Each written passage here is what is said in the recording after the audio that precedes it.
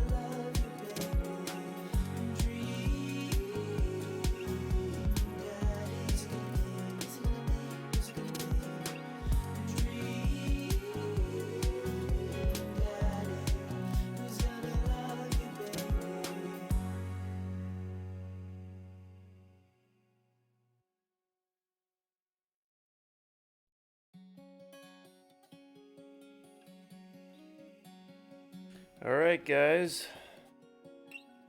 Let's start this game.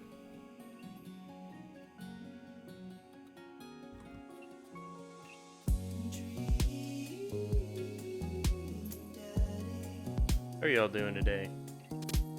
I see you lurking.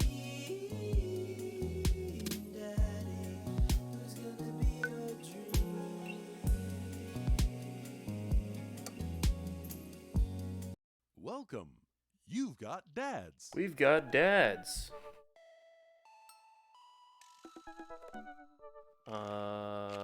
So we've done Brian. We've done Hugo, Damien, Craig.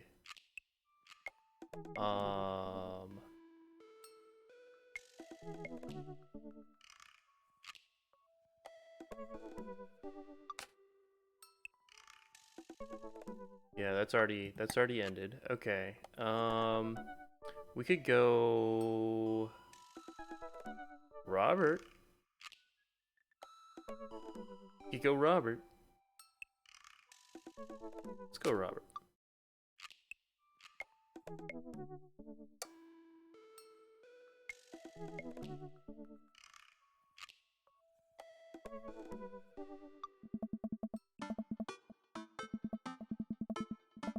Robert was pretty nice, a little odd, but nice, and ruggedly handsome.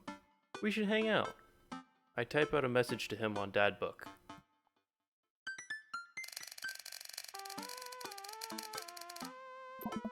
Hey Robert, good seeing you again at the cookout. Want to grab a drink? I sit there for a couple seconds, hoping he'll message me back. Hey, it says that you read my message. I anxiously wait for a response. Watch cat videos, of course. I start down a rabbit hole of cat videos, and Robert quickly vanishes from my mind. I didn't realize how long I'd been doing this, but by the time I watch maybe my 30th cat video, Robert pops back into my head. I jump over to Dadbook to see if he's responded yet. Nothing. Well, I guess the guy's busy. Might as well make the best of my day. I get up, walk to the living room, and then sit down and turn on the TV.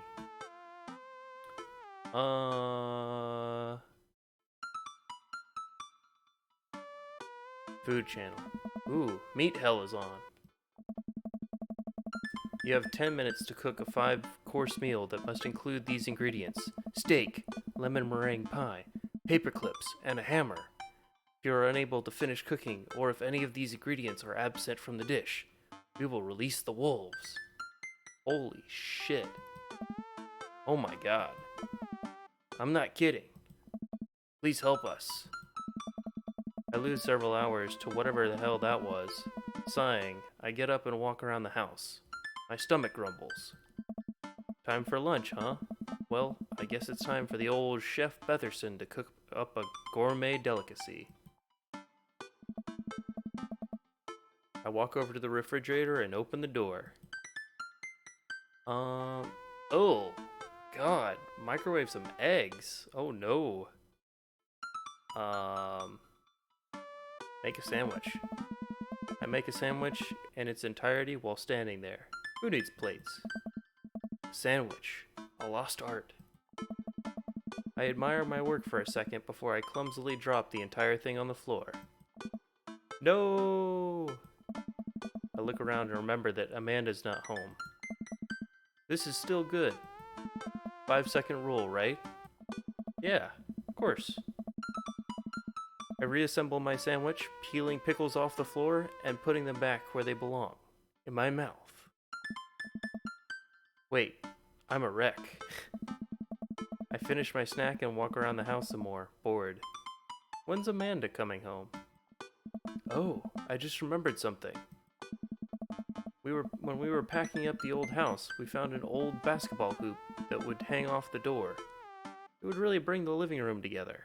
I wonder where I put that. A basketball hoop in your living room? Okay. I spend a couple minutes poking around the new place until I find it. After installing it above one of the doors in the living room, I'm ready to dunk. Come on and slam!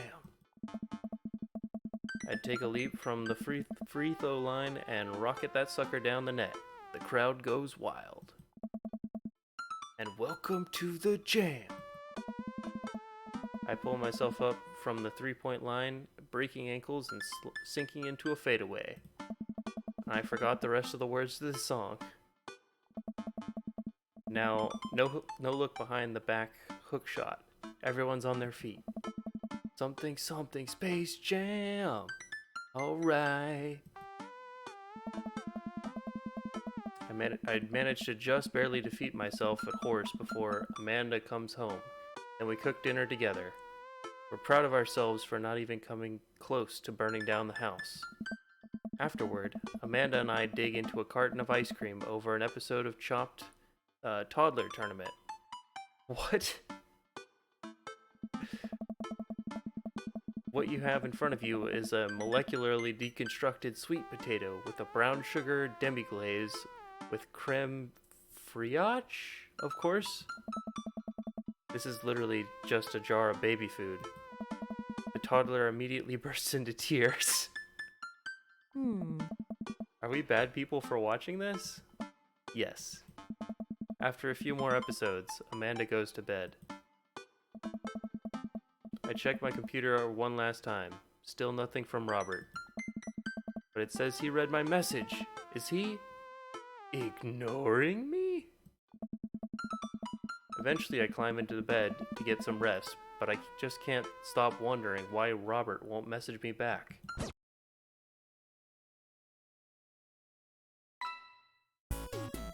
Wow.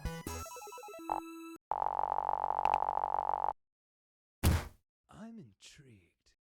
Yeah, it's because we slept with him earlier. Knife Welcome. Dad? You've got dads.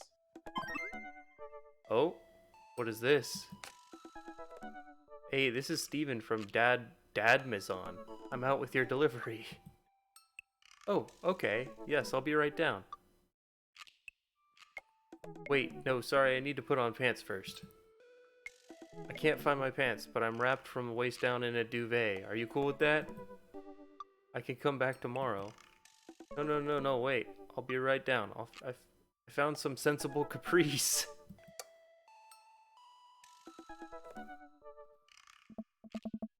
Oh, I got a package. I wonder what it is. Oh, I bet it's that package of socks I ordered. I open up the box and start pulling the packing peanuts out. Man, these socks reek. Okay, that's definitely not socks. It's butterflies? Oh boy. I almost don't even want to know what Amanda was planning on doing with these. Hey Amanda, your box of dead butterflies is here. What's up? Are you sacrificing them? What? You ordered butterflies? Alright. You can order dead butterflies online? Wait, so these aren't even yours? We got this. No, but I'm definitely ordering some right now. Okay, love you. Yo, Pauletta, how's it going? How you doing? I take a look at the box again. Oh, this is addressed to Damien's house. I'll bring the box to Damien. I should take it over to him. I jog over to Damien's house with the box. I pull back his door knocker, but suddenly the door opens. Mr. Betherson? To what do I owe the pleasure? Whoa, how did you know I was about to knock? I don't know. Just woke up from a nap? Nice. How you feeling after the nap? Well rested? Oh, okay. Anyways. I think this got delivered to my house by mistake. I hand him the box. Oh, we got hearts and, water emojis. I hand him the box and his face lights up. What a wonderful surprise. I was just about to send a strongly worded letter to the courier service about this. Many thanks. You love Damien? Nice. It's a nice Victorian vibe there. Not to pry, but what are you gonna do with those butterflies? Would you like to see? I mean, morbid curiosity, right? Alarm bells ring in my head. This is how you die, Chief Betherson. Sure. Eggplants, yeah! Damien leads me into his study, where he set up some sort of workstation. Above his desk is a wall of pinned butterflies, moths, and beetles. Oh, wow, that's really something, Damien. I'm quite proud of my little collection. You do all of this yourself? Of course. I find it rather relaxing. How do you... Oh. It's simple. Here, let me show you. Hmm. These aren't ready quite yet. They'll need to be rehydrated overnight so that they're easy to work with. I have some over here that are ready to pin. Damien takes the seat at his desk while I hover behind him. He picks up a little triangular paper package and snips off the edges. He pulls out an all-black butterfly and shows it to me. Mm. I'm rather excited about this one. It's a turquoise swallowtail. He gently opens the wings, spreading the butterfly out on the table. The backs of the wings are a gorgeous iridescent green color. Oh, and the pigment on this one is so nice too. Anyways, pinning a butterfly is actually quite simple. It just requires a delicate touch. First, I'll put the pin through the thorax. Damien slides a pin through the middle of the butterfly and places the butterfly on a piece of styrofoam. He carefully arranges the antennae with forceps and begins placing paper and more pins on and around it. He does this so effortlessly it's almost hypnotic. Oh. I have a frame here, and that I think this one will look quite pretty in, but I'll need to let it sit for a couple of days until it's ready. And then what? Oh. I remove all the pins and put it on display with the others. I take a closer look at Damien's collection. One with bright blue wings keeps drawing my eye. This one's so pretty. Damien takes it off the wall. Uh-huh. Ah, yes, that's a blue morpho. One of my favorites, too. He hands the small frame to me. Oh. Here, I think this would look lovely in your home. Oh, I couldn't take this. Ah. I insist, believe me. I have more than enough. God, he's such a gentleman. Thank you. Oh. If you ever have an interest in pinning some insects yourself, you know where to find me. Haha, I think I'll leave that up to you. I feel like I'd probably break them in half with my butterfingers. Oh. Nonsense. You have beautiful, steady hands. Oh? You would make a fine taxidermist. Am I blushing? Ooh woo. Damien walks me to the door and gives me a warm smile as I leave. Oh. Do take care of yourself, Chief. Thanks for allowing me to share my odd little hobby with you. Oh. Welcome. You've got dads. Okay, so done Craig, done... Well, we could do Matt again. We need to do Brian... Wait, we've hit up Brian. Are these... Yeah, those are all ended conversations. Who next? Who should we talk to next?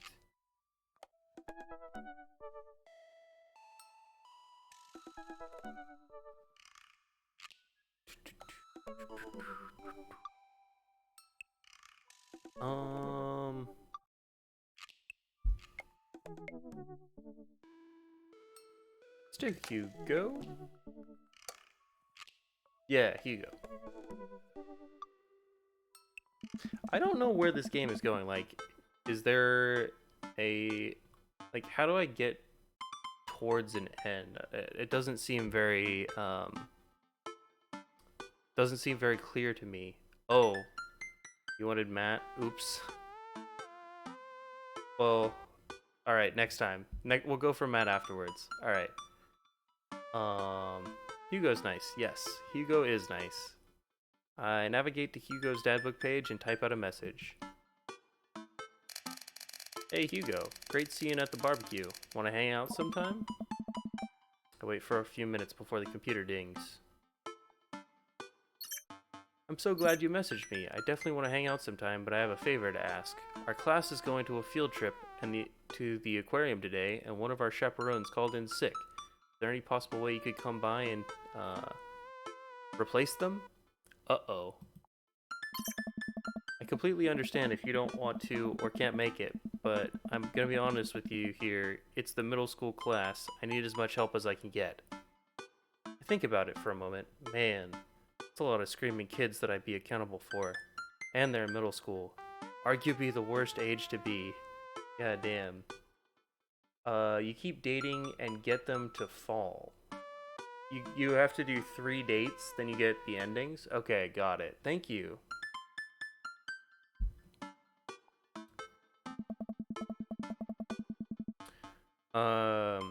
Amanda silently trudges into the kitchen and pours herself a bowl of cereal. Morning, Amanda. Morning, Pops. Hey, how was middle school for you? Dad. Bad, but nobody likes middle school. It's 3 years of bad acne, crying, and being generally terrible. Facts. Oh my god. Everyone sucks, no self-awareness. It's just a bunch of hormonal teenagers locked in a gross old building for 40 plus hours a week, doing long division and starting fights over, I don't know, pizza day? Top 40s pop? Middle schoolers should be avoided at all costs. What was your middle school experience like? I didn't like it. I had my first crush in middle school and I'm still bitter about it. Alexis Stuggs, you hurt me and I'll never forget. God damn, dude. What'd she do to you? I stare off into the middle distance, remembering the 24 hours that we dated and 3 times we held hands between class periods. Wow. That is such the epitome of a middle school relationship. Oh my god. Then I remembered the bitter betrayal. Her leaving me behind for Arnold Birmingham. Damn it, Arnold! Yo, Mo, what's going on? How you doing? Also, sorry, Taryn, I forgot to ask how you're doing too. Her leaving me for Arnold Birmingham.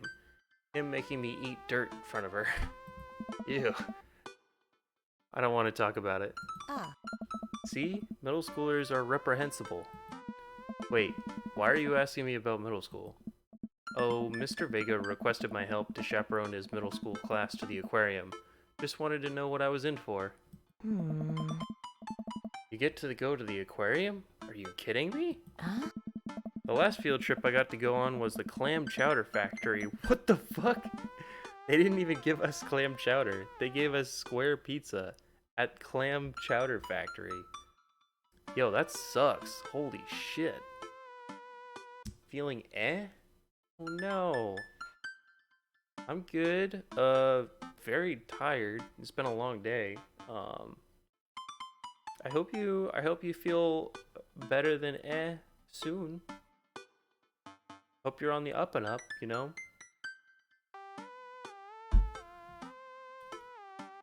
Yeah, long day indeed. Yeah.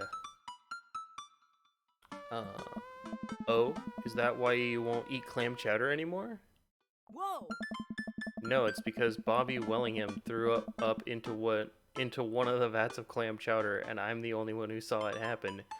Oh no. Oh no. It haunts me. Right. Let's leave that story firmly in the past. Oh. Anyway, you should just do it. Mr. Vega sounds like he could really use the help. Plus, you get to hang out with cool fish. I mean, good points.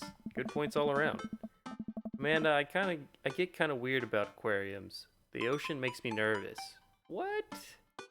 Bro, the ocean's awesome. What, are you worried that a whale is gonna pop out of the touch tank and swallow you whole? Don't you put that fear in my heart. Well, did they have penguins there? Yes, they have penguins there. Yes. Then it's settled. Penguins outweigh the fear of the ocean. True, dude. Penguins are fucking lit. The ocean is spooky. What? No, I love the ocean. I sit back down at the computer and let Hugo know that I'm available. He tells me to meet him at the aquarium and gives me the address. I grab my keys and kiss Amanda on the forehead before I head out.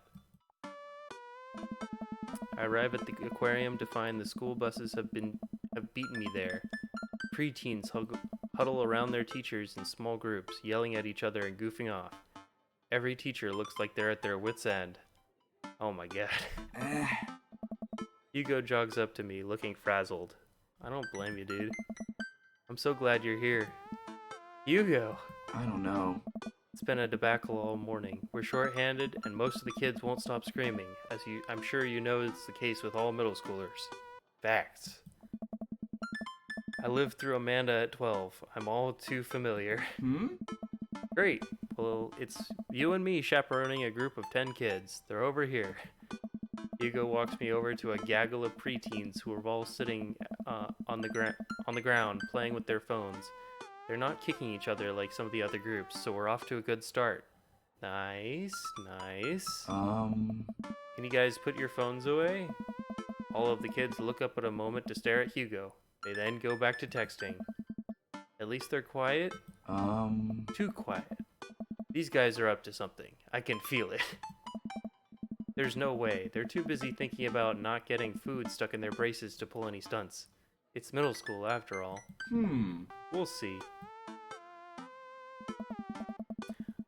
The classes start filing into the aquarium, and Hugo holds out massive stapled packets of paper to each kid.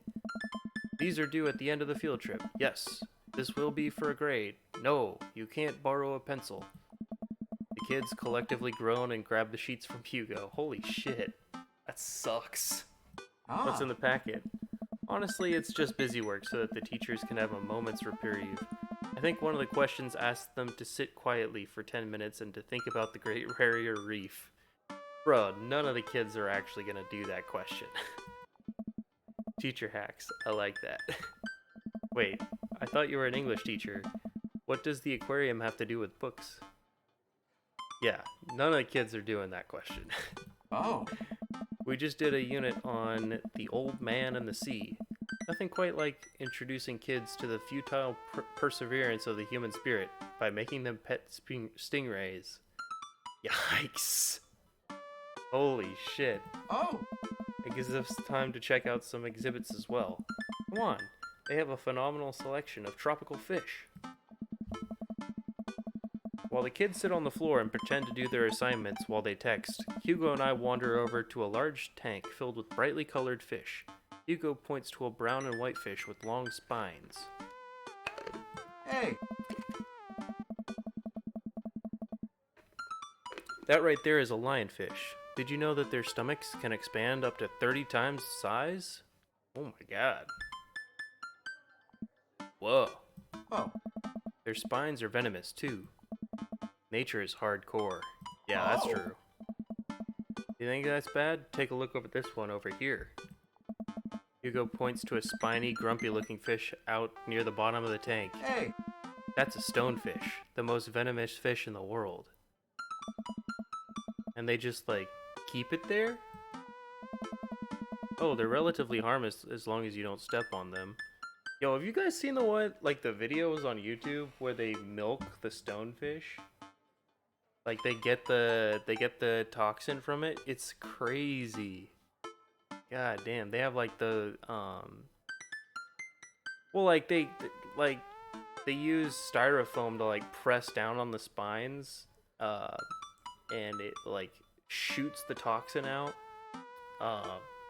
and they collect that to work on like anti-venoms and stuff like that. It's so cool. But they got these like wicked bone spines inside. They're like razor sharp. It's crazy. What happens if you step on them? Tissue necrosis. Cool. I mean, you die. Nature is wild. Man, Hugo seems to know a lot about fish. I feel the overwhelming need to impress him. Hey, see that fish over there? That one? Yeah, that's the American longfin, blue-nosed wiggly fish, humphead wrasse. What the fuck? What do we do? Yo, JC, how you doing? How you doing, man? Congrats on that dub earlier. I saw you out in Apex. That was nice. Also, what the fuck do I pick here? The wiggly fish? Yeah. Doing good. Sleeping went out the window once Lucas wanted to play Season 8. How's he doing? Oh. Ooh, we got hearts. A wiggly fish. We didn't get eggplants, though. Did you know that? He's doing good. Managed to set up his PC and a friend's. Okay, cool. That's good. That's good.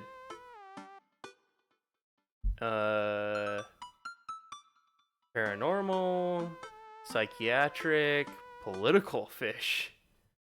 I got out of my bed for this even though I'm dead. Oh my god. Well, Sasha, great to see you. I hope you're feeling okay at least. Thanks for stopping by.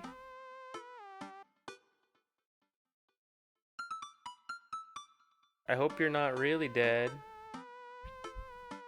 That'd be awkward. What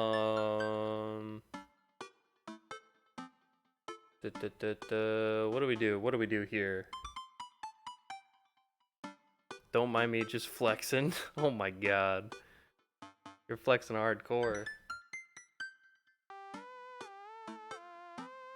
You're dead but alive? Ooh. Ooh, Mo, do exclamation point omelet.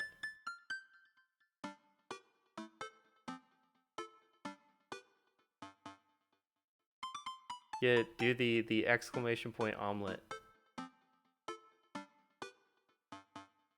Here, I'll do it.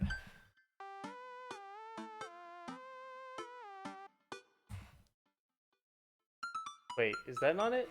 Oh no, it's this.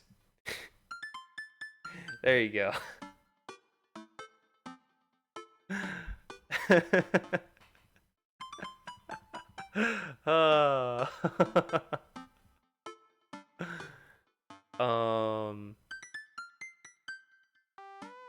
Psychiatric sounds fun.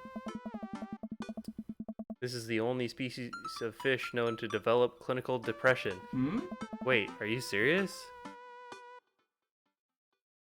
Absolutely not. I'm playing it for the gag here. Oh. Ah, good one. You love it though? I forget who... I just like copied and pasted that out of chat. I forgot who said it originally. But I was like, that has to be a command. We lead the kids to another room. Sharks, sea turtles, eels, and other marine life swim around in a massive floor-to-ceiling aquarium. The kids begin trying to take selfies with sharks. Alright, thank you for the lurk, Sasha. Enjoy your lurk. Hugo leaves my side to separate two kids who start fighting over a Capri Sun. I walk around the room, reading the tiny little blurbs about different fish swimming inside of the enclosure. After a while, I look around and see Hugo again. He's gazing up at the aquarium in childlike wonder. The ripples in the water cast blue, moving shadows across his face. For someone surrounded by angry hormonal preteens, he looks completely peaceful.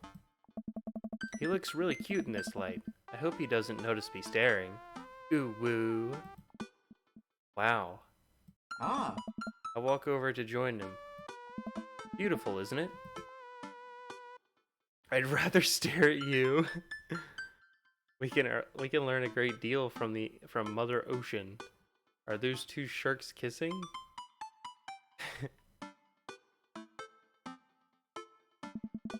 A great many mysteries lie in the ocean. It's truly fascinating to be able to observe it in a setting such as this. That's... Yo! We got eggplants! We got eggplants! Yes! That's a very astute point, Chief. We stand together for a moment, admiring the wonders of marine life. We eventually make our way to the touch tank room, which seems to be the only thing the kids are actually interested in. The tank is filled with a variety of horseshoe crabs, sea urchins, stingrays, and small fish. I stand around the edges of the tank and keep a wary distance from the sea life. Who knows what kind of nefarious plans those horseshoe crabs have for my well-moisturized hands. Hugo rolls up his sleeve and sticks his hand in the water. Don't you want to pet some rays, Chief? Oh, I think I'm good. I think I should just stay over here and admire them from a respectable distance. Come on, it'll be fun and informative. Don't make fun of me, but I'm scared to touch them. Get weird when there's no glass separating us. Yo, have y'all ever pet stingrays before? It feels so weird, but cool. Yeah! Beth, welcome on in! How you doing, Beth? I don't know what any of those things are, but I get the feeling that they will probably bite me and my delicious hands if given the chance. Nothing in this tank can hurt you. The stingrays have had their barbs removed, and the horseshoe crabs only ate little clams, and the anemones are perfectly safe to touch. I'm good, Beth. Glad you're doing well. How's your break from social media going? Against my better judgment, I approach the tank. Slowly dipping my hand into the cold water, I touch a stingray as it glides past me. See? Not so bad. It feels like fun, slimy leather. Facts. You want ice cream right now? Yo, Mo, what's your go-to ice cream flavor? Things get a lot less scary when you learn more about them, right? I dive my hand back into the touch tank with a renewed vigor for ocean life. I poke at some urchins and feel the hard carapace of a horseshoe crab. My hand brushes against Hugo's. Oh? As we reach for the same anemone, I pull away blushing. Ooh woo. Mint chocolate chip. Nice. I like mint chocolate chip. My go-to. Have you ever had the Heath bar ice cream? So fucking good. Heath ice cream is so good. Oh my god. Hugo smiles at me. Hey, you're supposed to be touching the fish. Sorry, I just get a little carried away sometimes. Wait, that girl over there looks suspicious. Dairy Queen Heath Blizzards are a banger? Yo, actually, I need to... Mo, I live near a Dairy Queen. You're tempting me. You're tempting me. Don't judge me, but I always go for vanilla. I've been to Dairy Queen once. What'd you think of the DQ? I live 20 minutes from one. Stop tempting me. No, I can't. I can't. No. Why is that? Are backpacks usually wet? Hold on. Uh-oh. Susan, get back here. I want to go back. Ice cream? Yeah. You need and want. Oh my god. Yeah, I'm definitely gonna have to... I don't know if I've tried the Heath Blizzard before, but yeah, I would definitely... Yo, Bluebell though. Bluebell ice cream is so fucking good. Holy shit. Was that one... I think it's called like... I don't know, it's the red, white, and blue one. I can't remember what they call it. But that Bluebell flavor is so good. Hugo runs after a middle schooler and catches her before she can make it to the exit. Want to tell me what's inside the bag? Yo, Jaffe, thank you for the lurk. Enjoy it. Need to go ask my parents for some ice cream. Be right back. Alright. Textbooks? Want to tell me what's really in the bag? Susan won't budge. I walk over to Hugo and the girl. I think he might need a bad cop. Look, kid.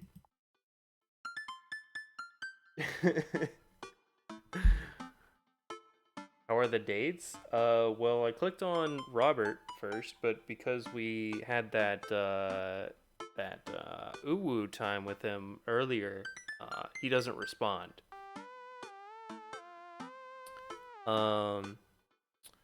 We don't have time for games here. That's an easy 5 to 10 in the clink. I'm not afraid to hit a child. Oh my god. He didn't respond to us, but we're here now. Oh, also we went to Damien's to return the butterflies, so that got us some eggplants. You hate Robert? Why?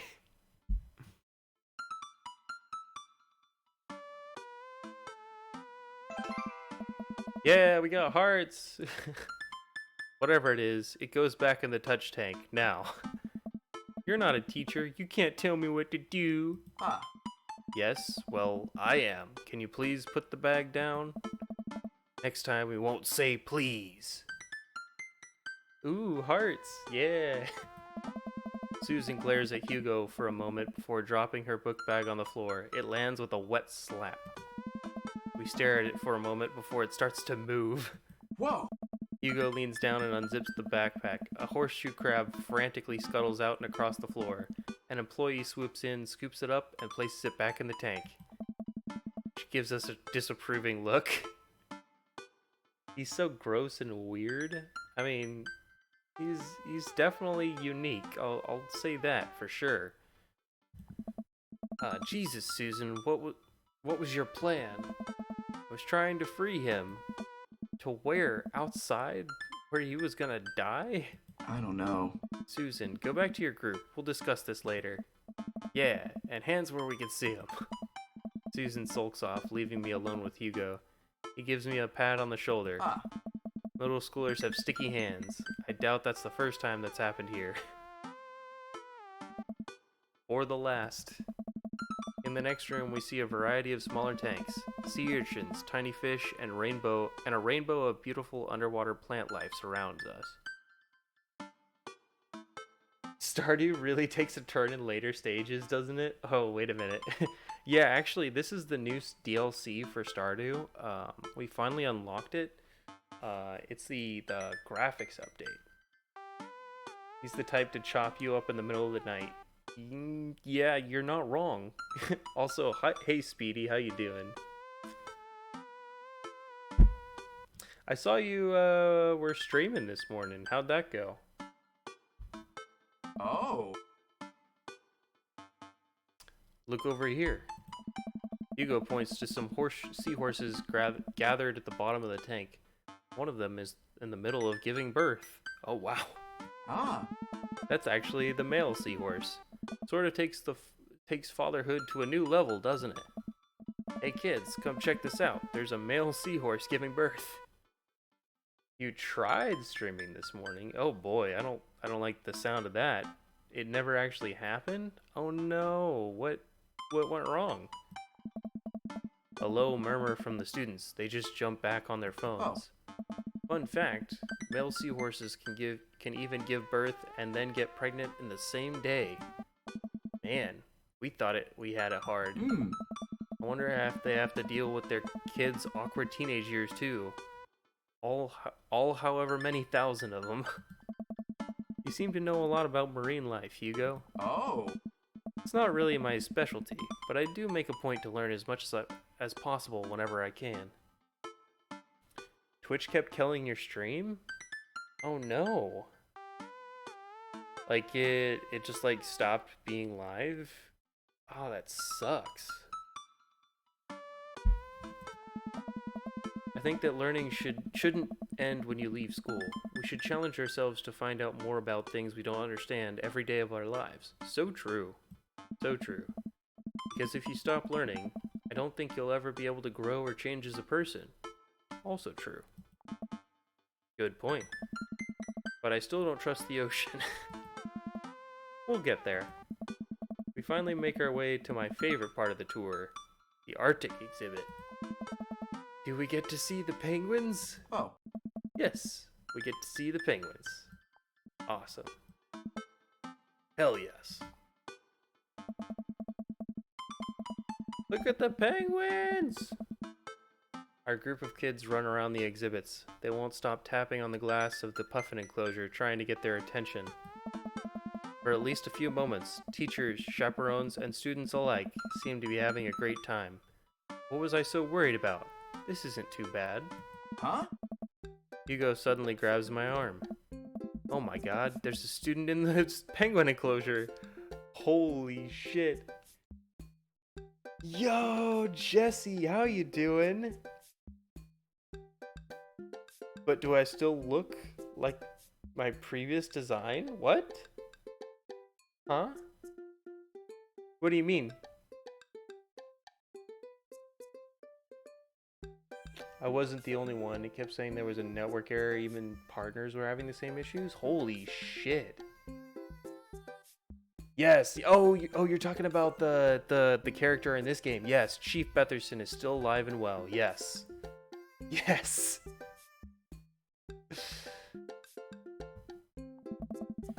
Wait, just kidding. It's very bad. Is it one of ours? It most certainly is. Molly Henderson, Susan's friend. God damn it, those two. I look over to the penguins and see a determined-looking kid crouching behind a rock.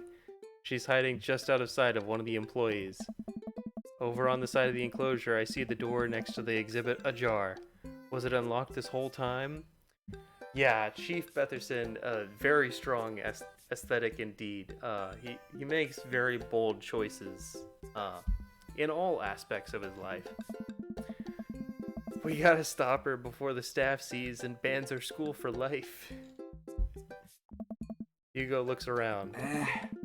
I'll create a distraction. Oh, minigame? Minigame? Hugo runs toward the Puffin exhibit and addresses the entire room. I don't know. Everybody, I have an announcement. The whole room turns toward Hugo. Oh. Here's a few facts I bet you didn't know about penguins. Everyone just stares at Hugo, confused. Well, this is my shot. I run into the enclosure, and I'm greeted by a cold blast of air. Psst! Hey! It's very, What are you gonna say, Beth? What are you gonna say about it?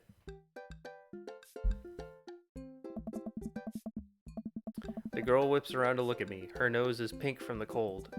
You can't be in here. Neither can you. I try to walk over to the girl, but the ground is so icy I just end up slipping.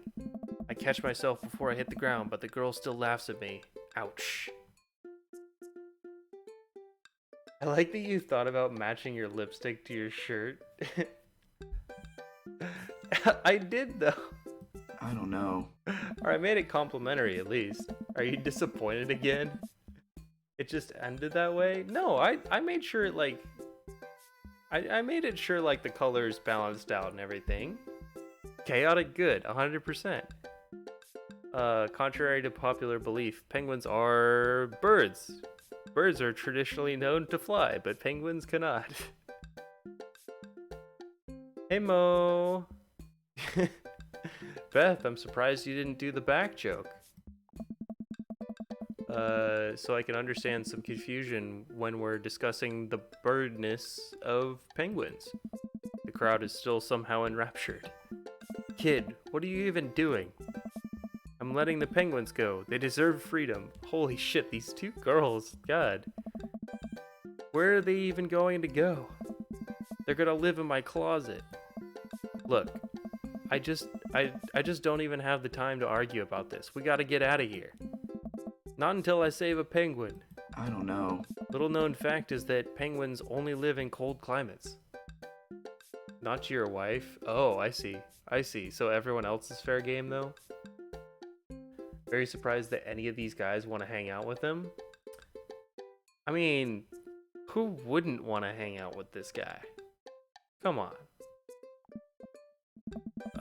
With some exceptions. So they don't all live in cold climates if you're splitting hairs here. Did I mention they don't fly? The crowd is starting to lose interest. I'm running out of time. Lay down the law, try to relate to her, bribe her. What do I do, chat?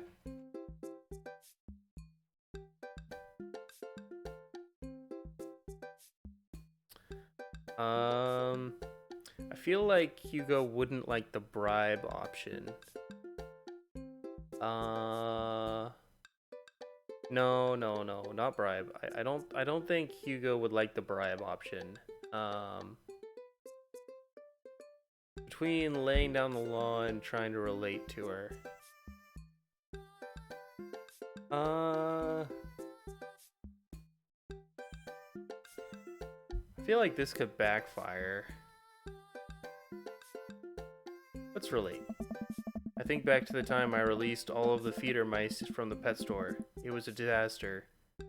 I was 6, but it was a disaster. Molly, you know, life can be cruel.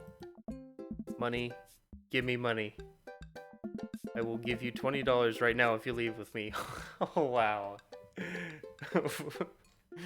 We're bribing anyway. Molly thinks for a second. Okay, well, give it to me right now. I reach into my pocket and pull out everything I have, examining each bill. Okay, well, I have $12 and some change. Also, there's a button here. Is that enough? Maybe the other 8 later and we have a deal. We move to shake on our arrangement before I suddenly realize there's a wave of penguins on their way out of the enclosure. We're gonna have to block those birds. Mini game time. Block that bird. What?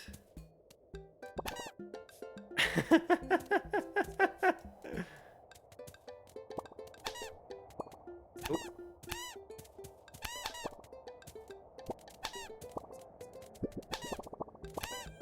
Oh god, oh god, oh god. Oh my god. I love the sound effects.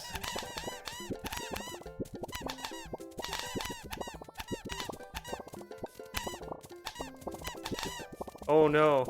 No, no, no, no. A penguin escaped. Drive that team. Ah. Oh no, no, no.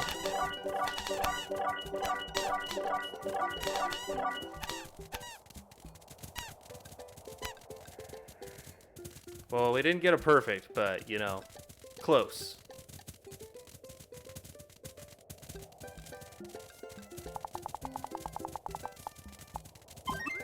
Hey, bribery works. We still got an S. That's awesome. We didn't get the S plus though. Whew, glad that's over. Just in time too. Looks like Hugo is wrapping up his diversionary penguin speech. And that's why I think that penguins are one of the best animals in the world. A few people in the audience clap out of a sense of duty. Everyone starts dispersing. Hugo spots us from across the way and runs over. Molly, what were you doing in there? I was liberating animals, Mr. Vega. You realize that penguins can only survive in Arctic temperatures, right? You would have had a dead penguin on your hands. Well, it was the thought that counts? No, Molly, it wasn't. Molly turns to me. You owe me $8. Whoa! What? I'll pay you later, kid. Molly runs off towards students, and I suppose that they can compare animal thief notes. Oh. You're not off the hook, Molly. Hmm? Chief, did you just bribe a child? I don't know what she's talking about. You can't play by the rules when there's penguins on the line. I like that. Listen, man. We've all done dark things in our lives. I'm not the young, bright-eyed youth I used to be. That person believed in a world where you wouldn't have to bribe children to save a penguin. That me today knows different. I only wish I could go back. Oh. Let's just get through the day and get out of here. Oh, I didn't like that answer. With the day finally coming to a close, the whole field trip is ushered through the gift shop, and we make our way back to the school buses. Ugh, I can't read today. Holy shit. As we leave the aquarium and the kids load onto the buses, Hugo pulls me aside. Oh, Hey, Chief. Thank you so much for helping out today. You're a lifesaver. It was no problem. It was actually kind of fun. hey. Let me take you out next time to make it up to you. You like cheese boards? I love cheese boards. There's nothing on earth more satisfying than a good cheese board. I like that. Yes! Eggplants! Great. Well, I gotta go make sure those kids don't steal anything else. See you around. We got eggplants, chat! I walk inside to find the house empty. I wonder where Panda's at. Before I know it, Amanda pops in through the front door. Eh? What you up to tonight? Just doing some homework. How was the aquarium? It was an adventure. Some kid tried to steal a penguin. Ugh. We've all been there. I had to run in and grab her before any of the employees saw. Yeah. You got to go into the penguin enclosure? Did you steal a penguin for us? Amanda, no penguins were stolen thanks to the valiant efforts of myself and Mr. Vega. It was nice getting to spend some time with Hugo, though. Ah. I'm surprised he helped complete a covert op. He's usually kind of a what? Kind of a stick in the mud? He's actually pretty cool. I had a good time with him. Alright, too much adventure for me today. I'm gonna go rest my eyes. Huh. You mean take a nap? There's a difference. You'll learn when you become a father. Always bring a war chest. What?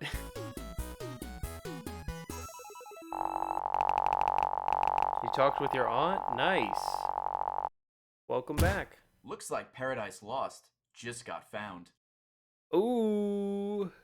Is it just me, or does the person who is speaking in those kind of sound like Ray? I'm being summoned by my roomies. Gotta go. All right. Enjoy your lurk. Have a good one. Dude, we got an S tier. Hog. Welcome. You've got dads. Ooh. Hello, Amanda's dad. It's me, her friend Craig, who loves sports. I have nice and smart children who are good at computers. Ah, man, great. Great to hear from you, buddy. What's up? I'm still strong? Strong. I am strong. Ah, I don't know it. Say, I've been reading up about whey protein. You use that at all? I figure it'd help me develop a bit more muscle. Yes, I know what that is. My children and I are having a tea party and they wanted to invite Amanda, but we can't find her on here. You're also invited. Oh? Physical invitation to follow. Cool, I'd love to come. I'll let Amanda know. Thank you, Amanda's dad. Attend that party. Coffee time. You know dads love coffee. Gonna brew myself something black as midnight on a moonless night. I put on a fresh pot and work on a few word jumbles while I wait for it to brew. Hey, this one spells sorrow. Dad, ready for today? I'm ready for every day, sweetie. Gonna tackle it head on.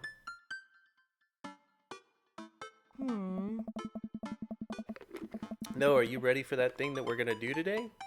That thing that you promised you'd do? Honey, I already told you that I'm not gonna throw away my Tom Clancy novels. Oh my god. They're just stacked in the living room. I keep bumping into them and knocking them over, and you don't even read them. Wait, no, that's not what I'm here about. The tea party, Dad. Yo, he used the classic bait and switch. Nope, I don't remember that. Greg's kids. That hand-drawn invitation?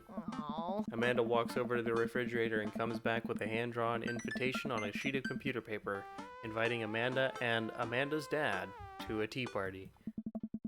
They spelled cordially wrong. It's just, put on some going outside pants and let's get going. I can go outside in sweatpants, nothing's stopping me. Dad, just, I'll see you in a minute. Put on going outside pants or fuck authority. Oh my god.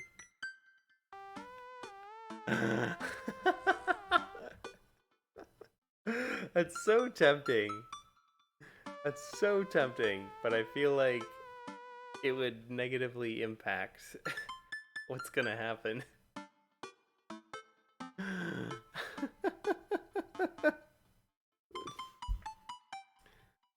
Oh man. Eh? Hello, thank you for coming to our tea party.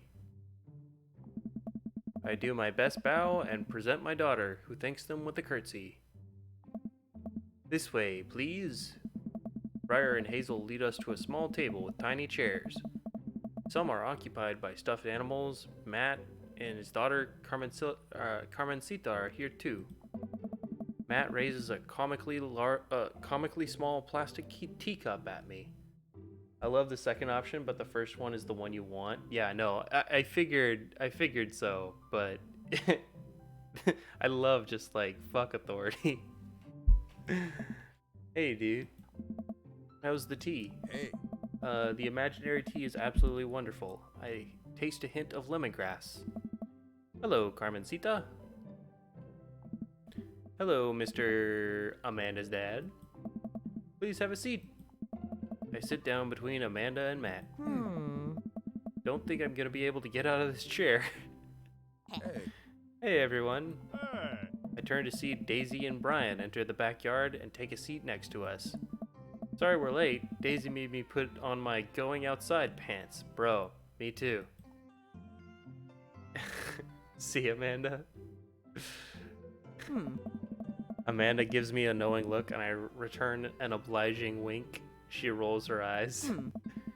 Is that really something your daughter had to pressure you into, Brian? I give Amanda another more exaggerated wink. She rolls her eyes even harder. Yo, DJ, how's it going? Good little tee-hee there. Thank you all for taking the time out of your busy schedules for some high tea.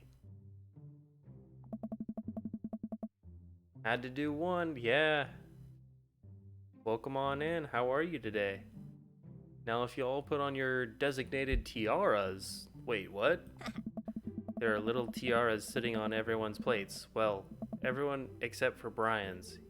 His is a softball helmet. Oh? We ran out of tiaras. I don't think this is gonna fit me, but I appreciate the thought. Dad, you're royalty. Please act like it. Brian tries to balance the ill-fitting softball helmet on top of his head, but it immediately tumbles off and into the bushes.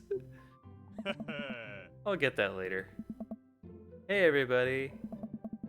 Craig comes out with a teapot and a tray of sandwich cookies. Dad, is the tea ready? Yeah, it's been steeping for a while now. Awesome. Oh.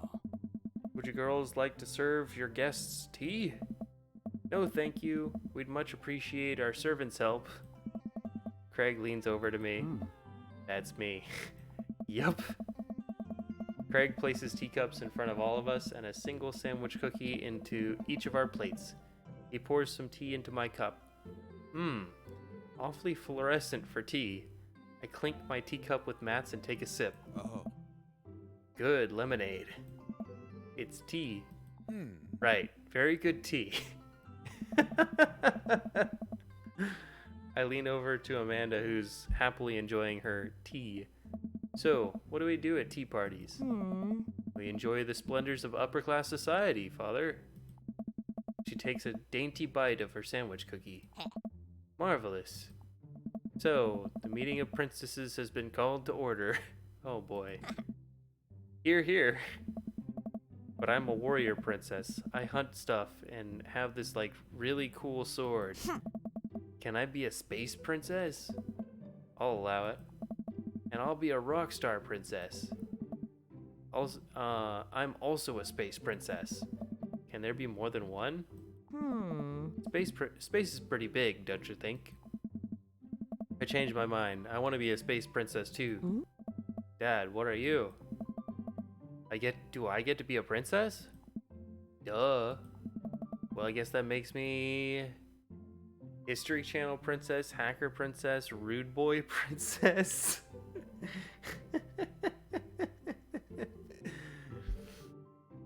Well, I gotta go with rude boy. If I drop my crown on the floor, I'll make sure to pick it up.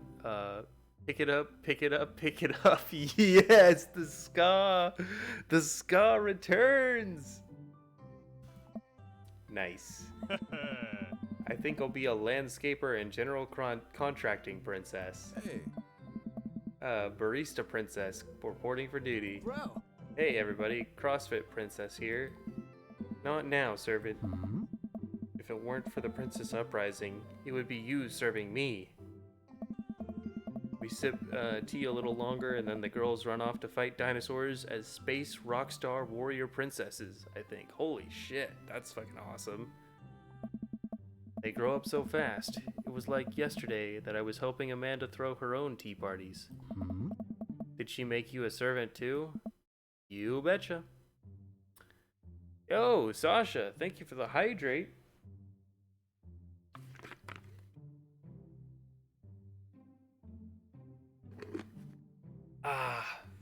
Hydrate and then you go to bed?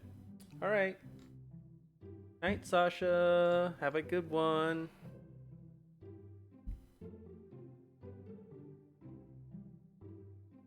Everyone hydrate or else? Oh, damn. Yeah. Sasha will come after you.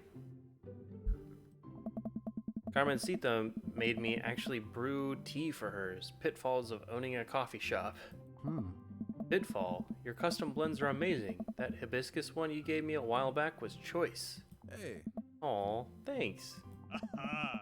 It's really nice the girls are getting along.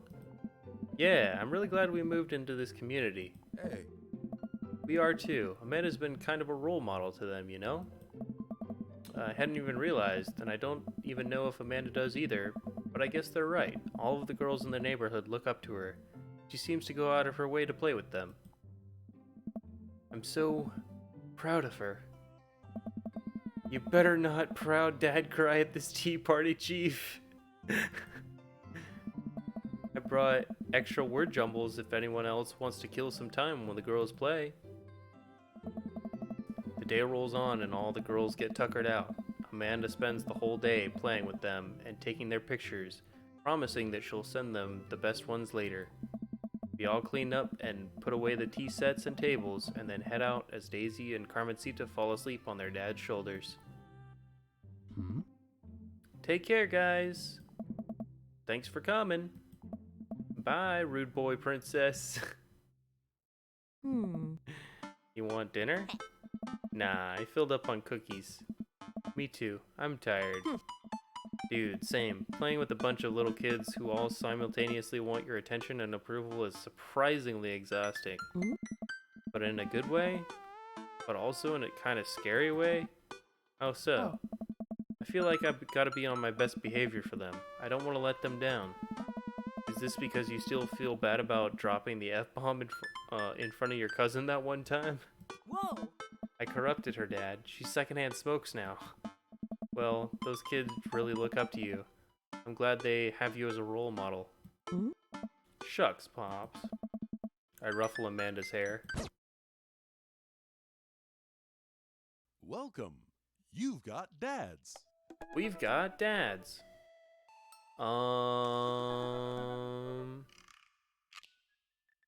Let's see. Coletta wanted Matt earlier. Coletta, you still in here?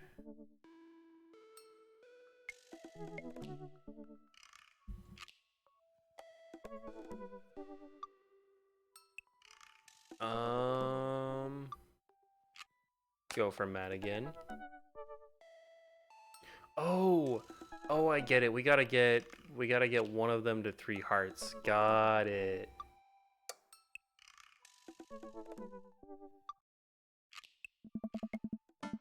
Instead of messaging the guy, why don't I just walk over and grab some coffee?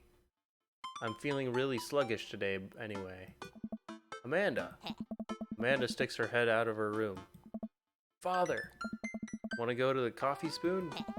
So you get called cool once, and now you're the cool dad who hangs out at coffee shops and listens to neo jazz and stuff? Amanda, are you gonna bring your laptop and your leather-bound journal so you can work on your poetry anthology? This should be good? Oh, good.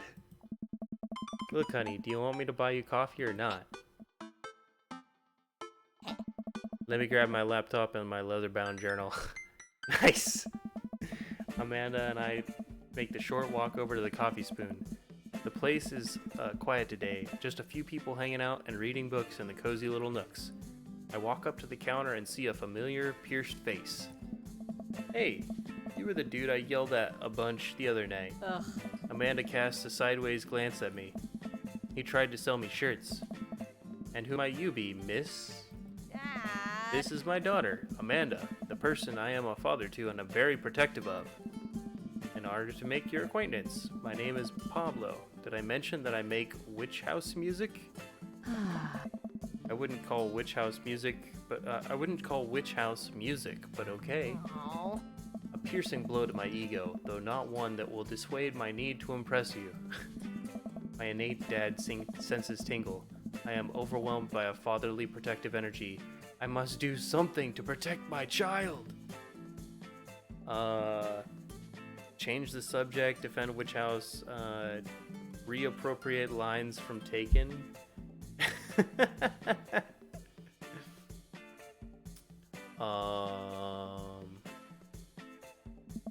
Listen here, Pablo. I have a very specific set of skills to, I can type pretty fast for people my age. Be so much as harm a hair on my daughter's head, I'll be coming for you at a comfortable 80 words per minute after I practice a little. Ugh. Dad. Chief. Matt comes out from washing dishes in the back room to meet Amanda and I. He and I high five, as fellow cool people do. I see you've met my newest employee. At your service, although I'm only here until Vacant Vale starts their world tour. When's that? Well, we have yet to put out a record first. Hey. Alright, Pablo. Now what do we do with the customers again? Right, yes. Pablo clears his throat. Hello, good folk of Maple Bay. Can I interest you in a tasty caffeinated beverage? A smashing pumpkins, nice. Smashing pumpkin spice latte, please. A classic. And you? American football death. Decaf for cutie. I love it. Decaf for cutie, please. Don't want too much caffeine. Decaf sounds like you're settled. Oh no, he didn't like it. I have a very early bedtime that I just can't miss. Hey. Oh, the sound of settling is a Death Cab for Cutie song, which was the band it was a pun of. So I said it sounded like you were settling, and Hey. I'm gonna stop talking now. Oh, Matt, you're so cute. Coming right up. Pablo gets to work making our drinks while Matt observes him. Hey. He'll get the hang of it. For as goofy of a dude as he is, the kid works hard. Hey man, the concert was a lot of fun. We should hang out again. Hey, yeah. Hell yes. Hey. I'm actually gonna be done training Pablo in a couple hours and was gonna go record shopping. Wanna come along? Absolutely. It was the first option, by the way. Well, whatever. Hey.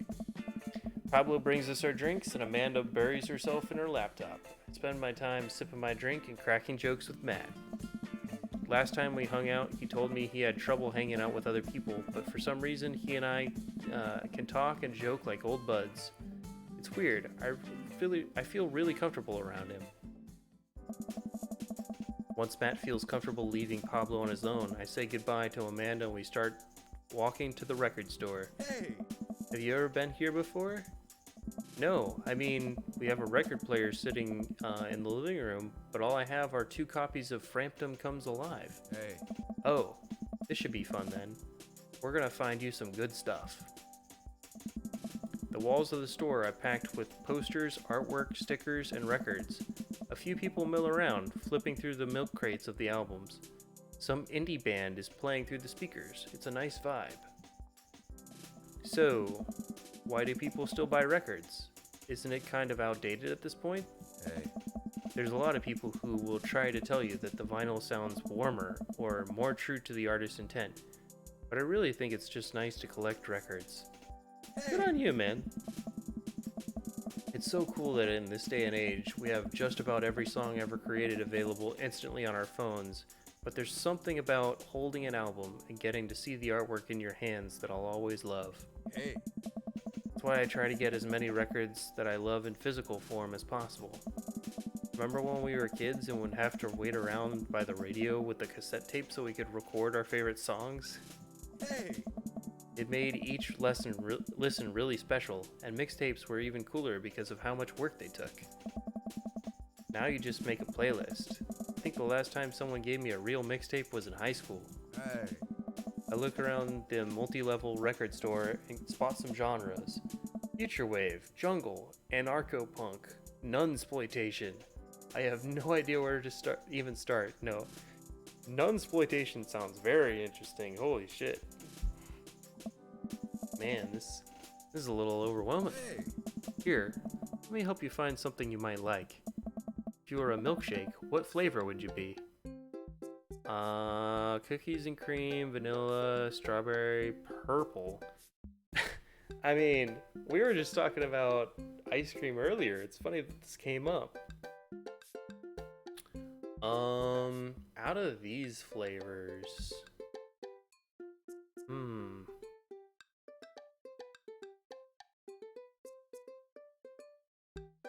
what would Matt like? Hey! Purple. You'd only be one type of candle scent for the rest of your life. What would it be? Daffodil Mountain Spring, Camouflage Summer Breeze, Spring Creek Fireball, Power Violence Cherry Blossom? What the heck? What are these? What?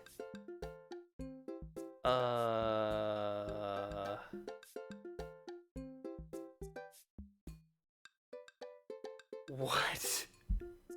Hey! What's your favorite ambient sound? Rain? Bowling alley? Star Trek bridge ambience? Howls the Bone Chorus? What? This is actually true for me. I like rain. What's your dream vacation spot? My backyard, inside an active volcano, living off the fat of the land in Ibiza.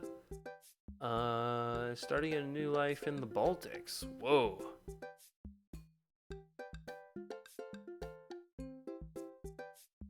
Yeah, sure. What's your deepest, darkest fear? I worry that people are nice to me only because they... Oh. Well, I got the rain. I got the rain right. I worry that people are nice to me only because they want something from me. I fear that I don't deserve happiness and I won't ever get it. What if no one exists but me and I fabricated this universe? Saying you too when the waiter tells you to enjoy your food. Oof. Matt thinks for a moment. What? Oh, I know just the thing. Matt runs to the other store and returns holding a record behind his back. He shows it to me. This is Dark Night of the Soul by Danger Mouse. This one almost didn't get released, but there are a ton of awesome collabs on it. Super underrated album. I think you'll really enjoy it. Whoa, dude. Thanks for the recommendation. Oh! You're gonna have a great time with it. Promise. Matt and I bring our records to the cash register. A young girl with a septum ring and a buzz cut stands behind the girl with one earbud in. Usual stuff today, Matt? Hey! Just some light pickups. Matt places 3 albums on the corner. Swear I'm Good by This Is Diet Sig, Forever by Mystery Skulls, and Greatest Hits by Remo Drive. tight. Oh. The cashier rings Matt up and hands back his albums in a bag. She stares at me suspiciously. Who's the nerd? Oh. That nerd is my buddy Chief. Chief, this beacon of human charm is Molly. I get kicked out of art school for destroying my paintings at the end of every critique. Lovely to meet you. Anyway, Matt, is the open mic night still on? Hey. You know it. Are the Third Waves gonna do a special acoustic performance? I might see if I can get a few of the girls together. There's an open mic night going on? Oh.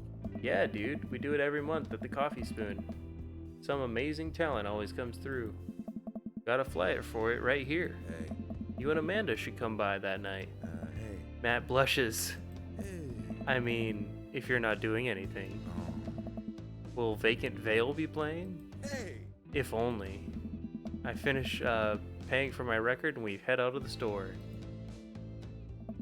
Man, what a trip down memory lane. I haven't been in a record shop like that since Vans had shag carpeting. Now that you mention it, isn't it strange to think of all those weird little musical memories?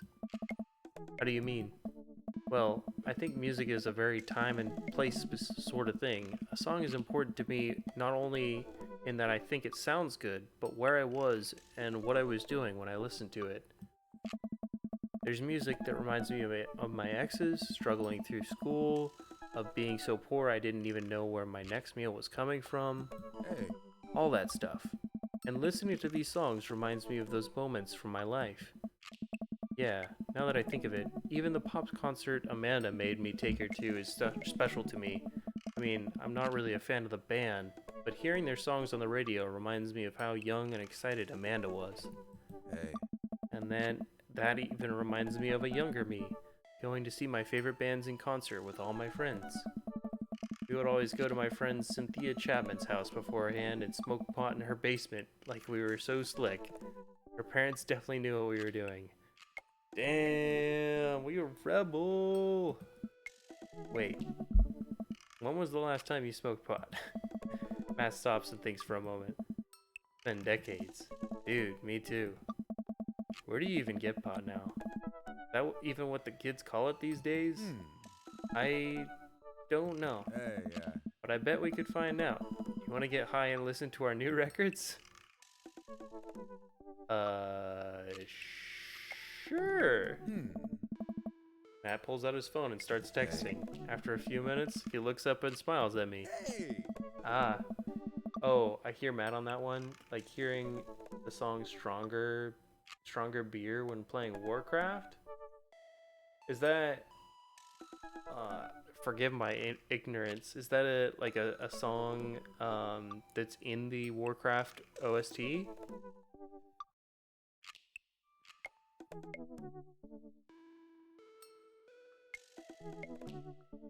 Stronger Beer. Are you talking about the Tom Hicks song?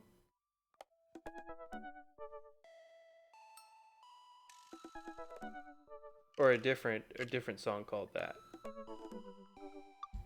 Ah, Molly's got a hookup. Says to meet in an alley near the coffee shop. Hey. Okay, if it turns out it's the feds, you make a break for it, and I'll take the heat. Just promise me that you'll raise Amanda like she was your own. You realize that weed has been legalized in this state, right? I definitely knew that. Stronger Beer is a song that was playing on Tut Radio when I was playing the game. Yep. Oh, gotcha. Okay. Interesting. Did you like the song or no? Hey. But we live in dangerous times. Who knows what lurks in the seedy underbelly of Maple Bay? We could find ourselves on the wrong end of the deal, gone bad, and just look out for Amanda. I swear. What? Oh, here's our guy. Coming around the corner of one of those nasty grease dumpsters, shrouded in darkness, is a lean figure dressed in all black. Excuse me, Mr. Drug Man? Surprise, the person almost jumps out of their skin. It's Lucian, Damien's son. Who sent you? What? We're cool, man, we're cool. Says who? For all I know, you could be with the feds. Actually, weed is legal. Prove you're cool. What? I need to know you're down or I bolt. Show him you're not wearing a wire. Impress him with your extensive knowledge of current drug lingo. Cite mutually assured destruction.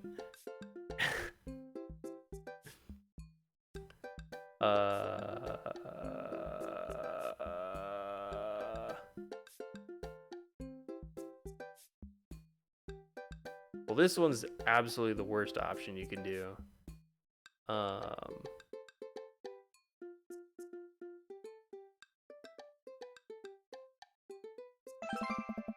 Yeah, we got hearts. I've seen this in cop films before. I lift up my shirt to prove I'm not wearing a wire. Oh Jesus, put that away, please. Yes! You have the ice cream. Yes. What flavor did you get? Did you get mint chocolate chip? I was fishing in Northrend and I heard the song and had a laugh. Nice.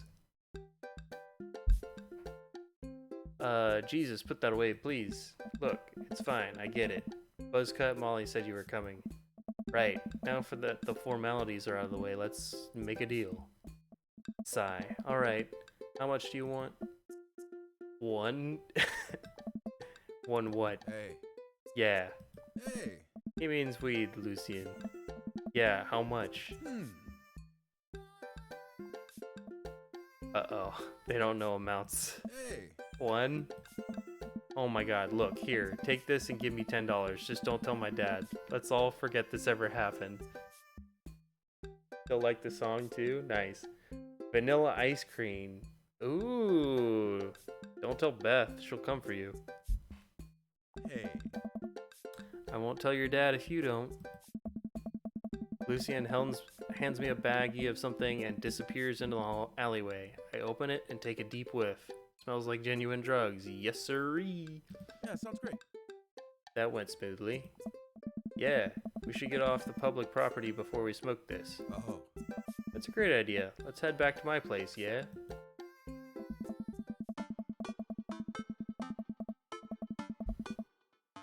Matt and I walk to our cul-de-sac and stop at a gas station on the way to buy rolling papers and soda. I feel like I'm 16 again. Carmencita's having a sleepover tonight, so that gives us all the time we need to do drugs. Hey, dude. Awesome, let's do some drugs. Matt pulls out one of the records of his bag and puts it on for us. I plop down on a comfy leather couch and look around his place. There are a bunch of band posters, and his record collection takes up an entire wall. Yeah! Whoa, what a collection. I like the mounted keyboard. Yeah, Mo, we doing that devil's lettuce, while we listening to some records. Hey. Been collecting my whole life.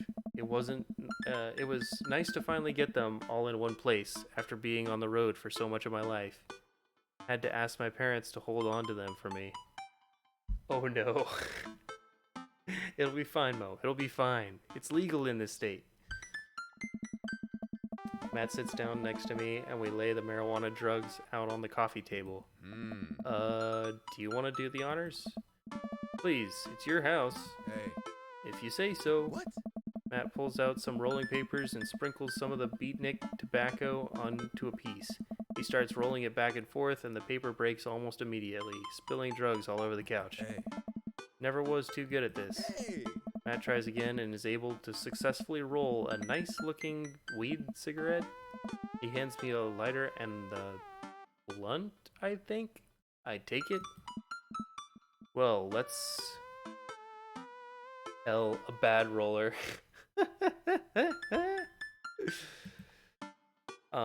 Open up the nug.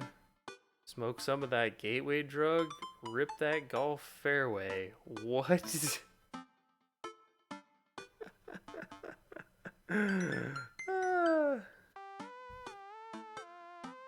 Definitely not this one.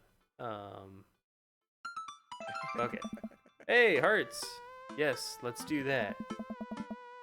I light the joint and inhale deeply. This is not what I remembered. It's been a while though. Maybe pot drugs have just gotten more potent since the last time I smoked. I passed the joint to Matt and coughed a little bit. Should it sting this much or am I just a baby? Huh? Matt takes a hit and his eyes go wide. Hmm. That's not weed. Oh god. Hey. Did we just develop a taste for meth? Song references here, dude. I didn't get any of those references. I'm way more uncultured than I'm realizing. Oh no. No, it's Matt takes another hit and winces. Hey. Yeah, this is oregano.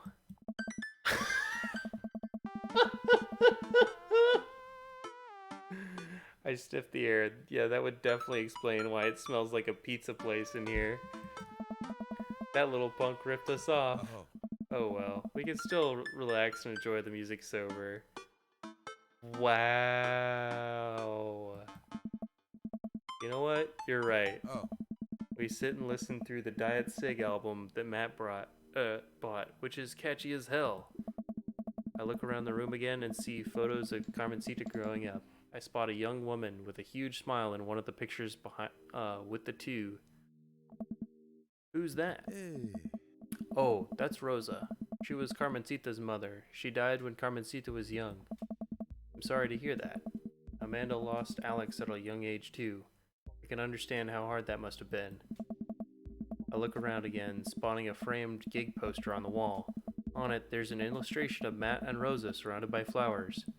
The cursive lettering reads, "Stillness in the dancing." Looks like they played the Soundgarden over a decade ago. Nice. What an L. Yeah. Wait, were you two in a band together? Hey. Yeah, that was the reason I was touring so much when I was younger. We traveled the whole country in this rinky-dink little van. It was hard to start, but once we started gaining notoriety and seeing how much our songs meant to kids, it was just incredible. Wow, that seems like a life only some people only dream of. Oh yeah, it's cute. Hey. It was, and it was difficult at the same time. I couldn't have done it without someone by my side. Rosa and I knew we couldn't do it forever. The long hours on the road, missing your family, sleeping in a van, all that stuff. Oh man. But once she became pregnant with Carmencita, we put down our roots in our favorite town to play in, right here. Since she was a kid, Rosa always had a dream to own a quiet little coffee shop. She died before it opened. Oh no. No. I'm so sorry. Don't be. I'm not really sure what to say. I couldn't possibly count the number of times I've told the same people the same thing after Alex died. Hey. Yeah, Sag indeed. Very Sag. Matt gets up to flip the record. Next to the turntable, I notice a dusty piano. Do you play? Hey. Ah, I'm out of practice. Oh, I apologize. Ooh, long day. I used to jam on the keys back in the day. Oh, really? Can you imagine this guy on a keyboard? Holy shit. Oh yeah? I fronted the hottest 7-piece ska band that Eagle Rock Bay High School had to offer. Hell yeah. Oh, ska. I fucking love ska. Hey, yeah. No way. You had a ska phase? Yes! Phase? Ska never... Yes! Ska never dies! Ska never dies! Here we go. Here you go. You ready for it, chat?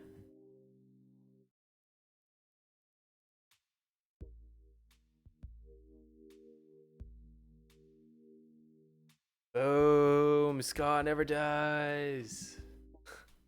Hey, yeah. Except for Scommunist Manifesto, who broke up after the senior talent show to pursue solo careers. Hey. Dude, that's so rad.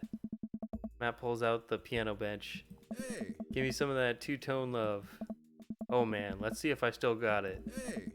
I sit down at the piano. Uh. Anyway, here's Wonderwall.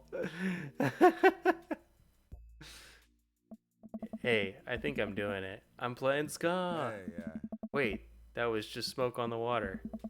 Matt, I've forgotten how to play. The deep purple is always appreciated, nonetheless. Alright, buddy, can you top that? Oh. I shouldn't. Oh, come on. No, it's been a long time.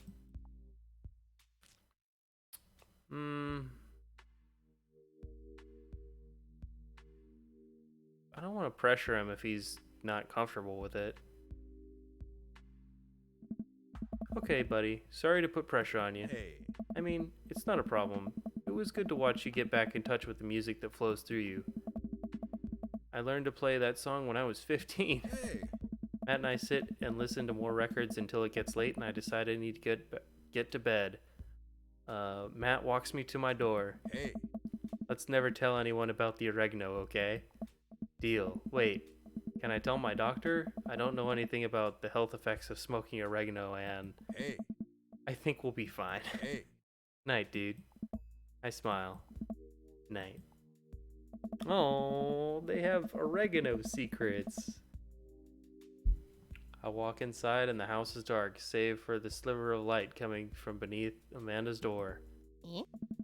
I knock lightly on the door and enter Amanda's room. She's sitting at her desk with her camera, editing photos. Hey, Amanda. Amanda swivels around her chair to face me and slumps down. What smells like a pizza parlor in here? What? Nothing.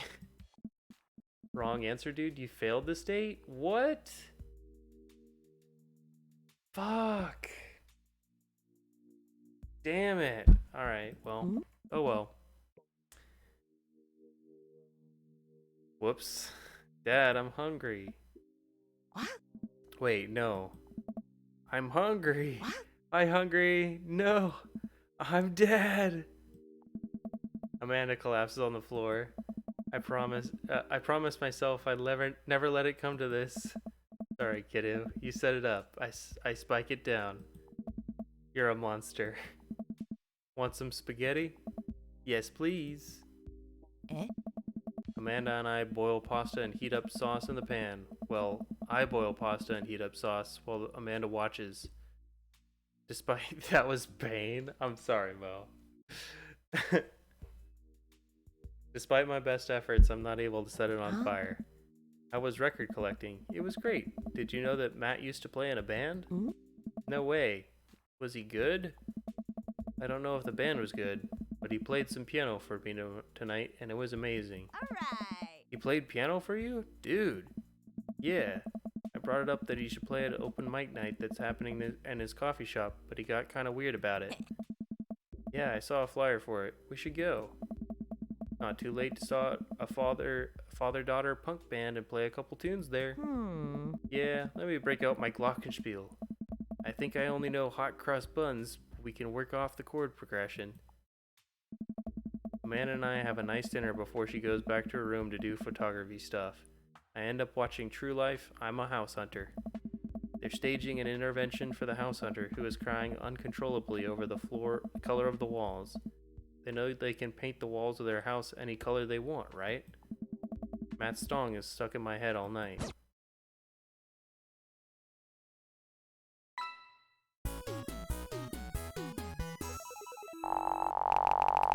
Well, it's not gonna be an S. That was B. good. Could use a trombone though. I mean, it could be worse. We've gotten C's before. Well, it's been a long day. I'm just about ready to pack it in. After a few bites of ice cream from the freezer, I turn off all the lights and walk down the hall to my room. I wonder if Amanda's still awake. That kid's need some sleep. As I pass her room, I hear a faint sound, but can't quite make out what it is. I get a little closer. B means failed? Oh shit. Is she crying? I knock gently on the door. Hey, Amanda? Crying immediately stops. Not right now. Her voice sounds strained. She sniffles. I need to make sure she's okay. I open the door. In the dark, I can see Amanda's outline in the middle of her bed, knees hugged up against her body. Is everything okay? I don't want to talk about it. No, Amanda. Did something happen? No, nothing happened. Go away.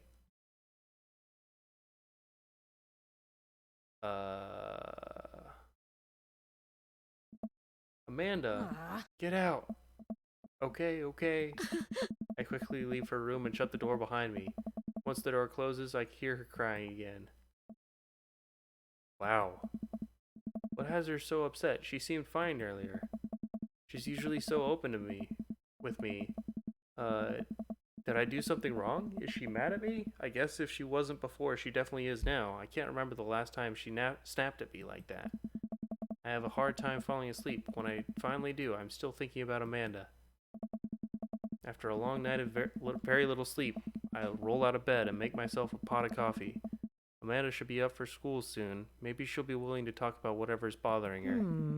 About 10 minutes before she's supposed to leave, Amanda comes out of her room and makes a beeline for the freezer.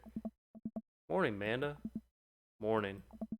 She drops a frozen waffle into the toaster and slams the freezer door. She won't look at me. Yikes. So, anything going on at school today? No. Okay. You need a ride to school? No. Uh-oh. I think I pushed too hard, guys. I think I pushed too hard. Want some coffee? Amanda pulls the toaster level up and takes her still freezer burned waffle out before it's finished cooking. I have to go. Amanda picks up her bag and storms out. Oh, okay. I haven't seen her act like this in a long time. It's usually short-lived, but it always hurts. Hopefully this blows over and things are back to normal soon. I sit back at the kitchen table and look at the picture of Amanda and I hanging out on the wall. I'm teaching her how to ride a bike. Her face is a mixture of excitement and pure, unadulterated fear. I remember how determined she was. Every time she would fall off and scrape her knees, she would get back up and try it again. Finally, I had to stop her because she was bleeding everywhere. Then she started to cry because she didn't think she needed bandages and wanted to keep trying.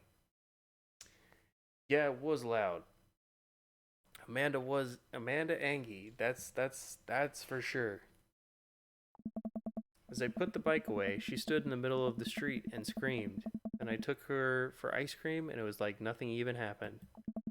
After giving it a bit of thought, I decided if I forced her to talk about it, I'm only going to make things worse. But I have an idea. I start rummaging around for ingredients. I hear Amanda walk in the door. Instead of heading for the kitchen, like she normally does, she makes a beeline for her room. She's clearly trying to avoid me. Hey, Pumpkin? What? Can you come here for a sec? There's a moment of silence. Yeah? I wanted to say sorry about last night. I'm just worried about you, kiddo. I get scared when I know something's wrong, and I get even more scared when I feel like I can't do anything about it. Dad, So just, whatever it is, and you don't have to tell me if you don't want to, but whatever it is, just know that you have a dad in your corner who wants you to be happy. Honey, you know I'm bad with words, so I was hoping I could speak a language we both understand. I pull a cake out of the refrigerator and place it on the table. Hopefully the frosting is set by now. Ta-da! Dad.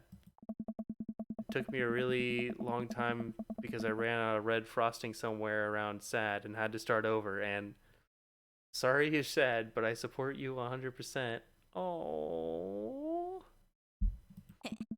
This is beautiful. It's strawberry. Amanda gives me a big ol' hug. Grab some plates and forks and serve us up some delicious cake. So, it's really stupid. What is? This whole thing. I know I've been really weird lately, and I don't even know how to explain it. I feel like I might have to make you a chart. I'm listening. Do you want me to take notes? I guess I should start from the top. So, you know how Emma R is going to the fancy art school in California, right? Emma R.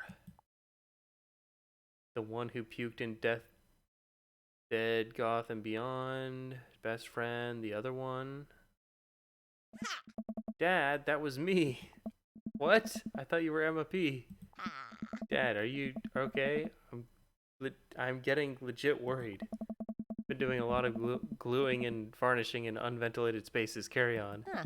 Anyways, ever since she got the acceptance letter, I've been feeling like she's drifted away, you know? She's been spending a lot of more time with Grace and Emma P. I just thought it was all in my head for a while. Then I found out that from Rosie M that both of the Emmas, Grace and Noah, all went to a party at Mackenzie F's on the same night, and they all told me they were busy studying for the Calc AB final. Aw, damn, Amanda got railroaded. Yikes. Oh. So, another important piece of information is, God, this is embarrassing. I, have a crush on Noah, and, that's a thing. What? Whoa, I had no idea. I definitely didn't know that. Okay. You're a bad liar. So are you. Oh. I learned from the worst. Sag Amanda. Yeah, seriously. Oh no. Anyway, so the only person I told about the crush was Emma R, and she promised not to tell anybody. I didn't confront them about the party thing because I didn't want to start drama, so I just keep quiet and keep going about my business. Amanda sighs. And then one day I invite everyone out to get nachos at the mall, and after not texting me back for 2 hours, even though none of them ever put their phones down for more than 60 seconds, they all say they're busy, like simultaneously. So I tell them, never mind, I'll just eat nachos at home, right? But we were out of chips and I really wanted nachos. Totally understandable. Ugh. So I go to the mall anyway. I get to the food court, and who do I see there but Grace, Emma P, Emma R, and Noah, all hanging out together and eating nachos without me. Yo, your friends suck. What? It gets better. I'm standing by the escalators watching them, and I realize that Noah has his arm around Emma R, which is kind of weird, right? But then they kiss. Dun dun dun! No! Yes, I know. So I storm over there and I'm like, hey! And Grace drops a nacho on her shirt because of course she does, and Emma R just like glares at me. Grace, Grace. Nothing is coming up. I don't know who that is. Yeah, I know, Mo. This is crazy. Grace is the gossipy got one? this. I know. Oh. Grace is the one nobody really likes. Or I guess that's me now. But anyway, no one will say anything, and I'm just like, you guys suck, which I realize is not the most eloquent thing to say, but I was very angry and really embarrassed, and I just wanted to get out of there. So I left, without nachos, which I might add, which only, which only further contributed to this shitty day, and immediately drafted a super long text to the group chat asking them why they've been so weird. And I wrote another one to Emma R asking how long the knowing thing's been going on, and sorry, that's a lot. You still following?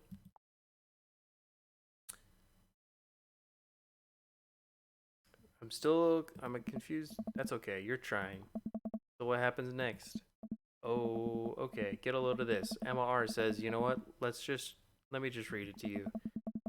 Amanda pulls out her phone and reads word for word an arduously long string of text messages. Hmm? Can you believe that? I cannot believe that.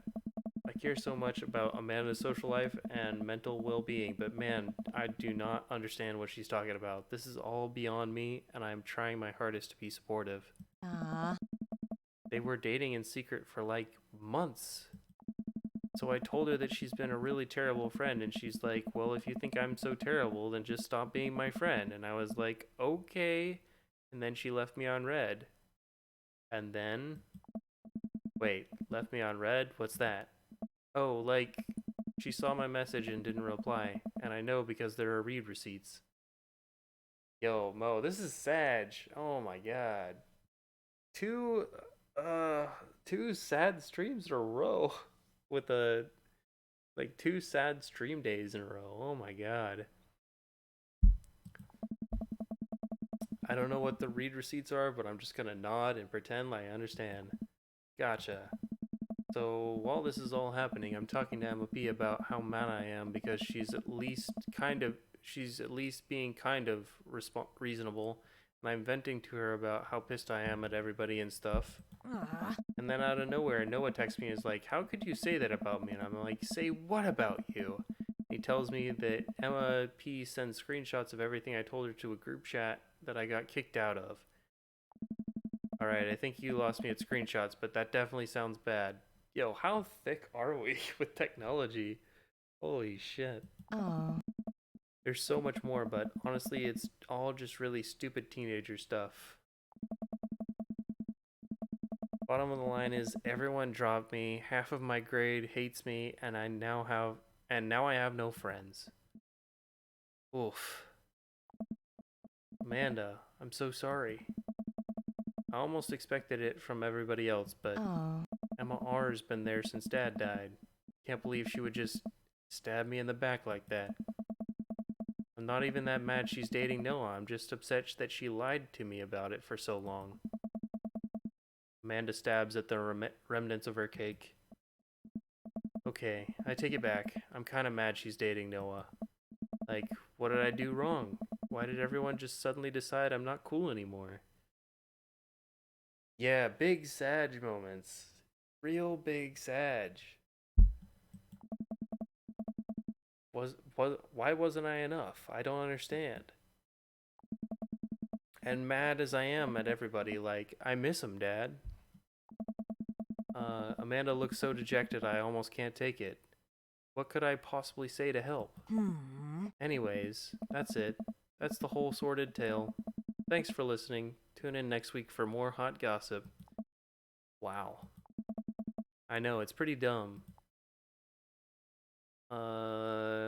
It's not dumb. No, it's a stupid thing to be upset over. Amanda, your feelings are real. Don't ever be mad at yourself for having feelings. Weirdly, in a game, very true. I guess. Unless you've secretly been a robot who's been approximating human feelings this whole time. Dad, if I was a robot, I would have transformed into a monster truck long time ago. But seriously, I know you probably don't want advice, but I feel like it's my duty as a dad to bestow upon you a few nuggets of fatherly wisdom. Not all friendships last forever. Real friends don't do that. That's true. High school sucks. Not really helpful, but it is true. Yeah, real friends don't do that. When you get older, you start realizing the sort of people you want to associate yourself with. Do you really want to surround yourself with people who would do something like that to their friend? It takes a lot of work to find and maintain meaningful friendships. It took me a long time to figure that out myself, and I wish I had learned it sooner. If the other person isn't putting in the effort to show you how much they care, it's not worth it. You are not beholden to being their friend. So true. Ultimately, I think this says way more about their character than it does about yours, because you're amazing, and if they can't say that, well, that's their problem. I'll keep that in mind. I look down at the table. Did we just eat that whole cake? Oh my god. Yes, we did just eat that whole cake.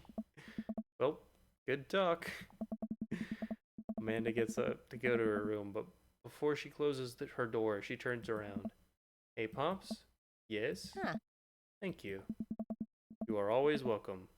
Love you, Amanda. I love you too, Dad. Love you too, Dad. Wow, it actually matched the text. Wow. The VO matched the text. Welcome. You've got dads. Ooh, dad book. Chief, listen, this is me from the past. Whoa, how'd this happen? I figure you're trying to reply to this because I know myself, but this is an automated message from you earlier this morning when it was socially unacceptable to go out and buy ice cream. Forgot I did that. The voice scared you? I forgot how I did that as well. The future is amazing.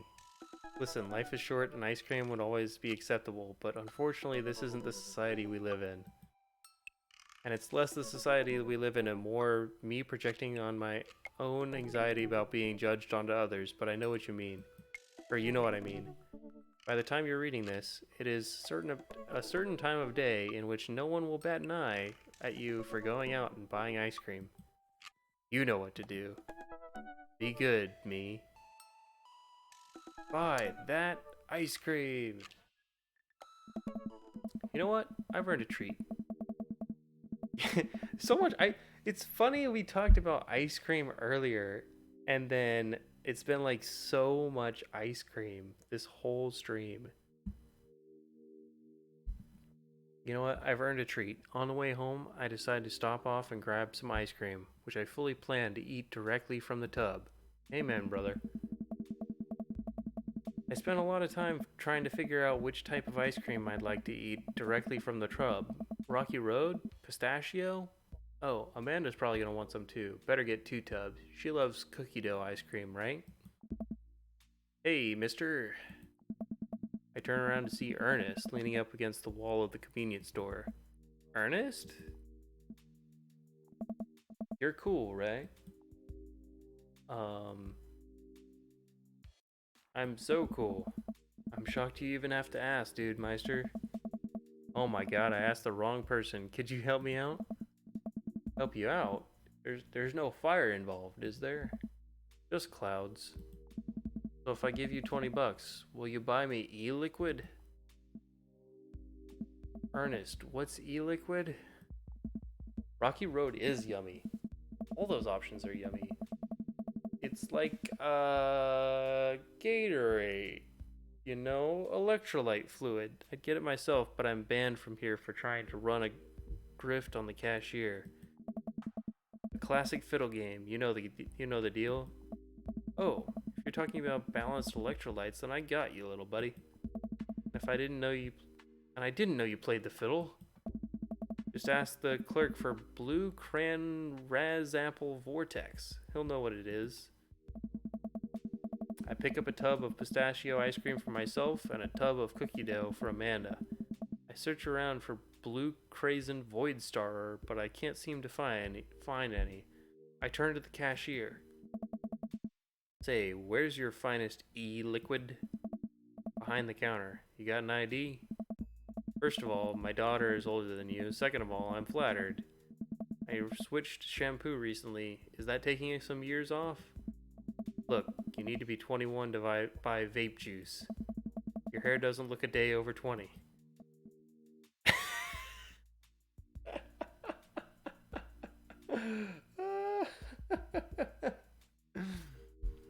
I didn't...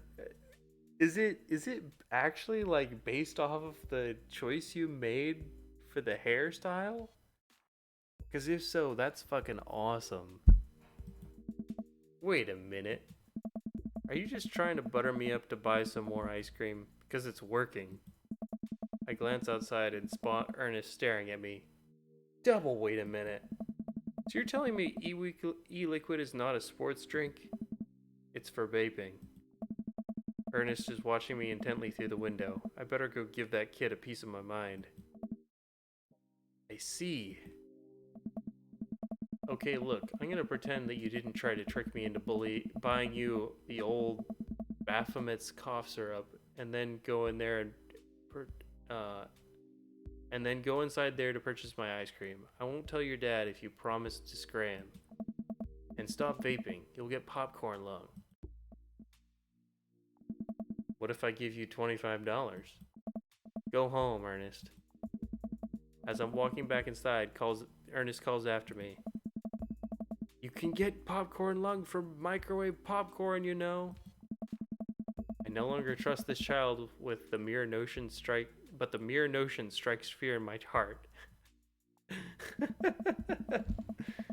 I go back inside to complete my purchase with the good cashier. Thank you, kind sir, for your time and generous hair compliments. You got it, bud. I glance out the window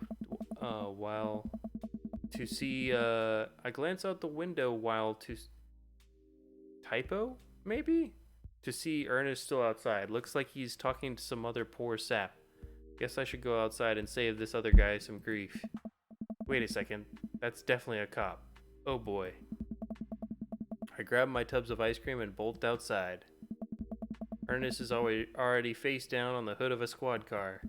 Ernest, did you seriously just try to get a cop to buy you e-liquid? You know this kid? I'm friends with his dad. My daughter goes to school with them. I never met Ernest. Ernest. Yes. I promise he's a good kid, even though my daughter would absolutely disagree with me. I'm this boy's father. I turn around and see Robert walking up the street and toward the convenience store. Ernest, what are you doing? I want a lawyer. First of all, first good instinct. Remember that you're not required to answer any questions from the police without a lawyer present. You're this boy's father? Hey. Yes, sir. Ernest likes to lash out at me like this ever since the accident. Robert, yeah. Oh, one sec, get some water.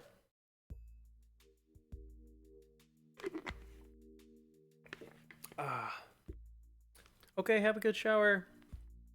Have a good lurk. Oh, you had some ice cream? Oh, I missed that. Nice. Oh, I don't like talking about it. That's fine. Robert gets a wistful twinkle in his eye. It all started 7 summers ago. My hair was long then. New metal was still in style. Ernest and I were down in the Florida swampland scavenging for... Sir, I can leave you to take it from here. Oh. Sounds good. Thanks, officer. Oh. Ernest, come along now. You'll be cleaning grout from a grain gutter for a week thanks to this transgression. Excuse me. The police officer just gets in his car and drives off. I'm stunned by how cool Robert was just there. Thanks. I want to say, Richard? Ouch. Don't mention it, Hemingway. Got in trouble plenty of times in my life, just trying to do my good deed for the day. Will you buy me e-liquid if I give you $20? Child, I will end you. Hey, Chief, will you walk Ernest home with me? Sure. Ernest runs ahead, presumably so he won't be seen with us, which is a thing I think kids do. He reminds me a lot of myself when I was his age. Well, maybe I wasn't as dumb. Seems like he tortures his dad.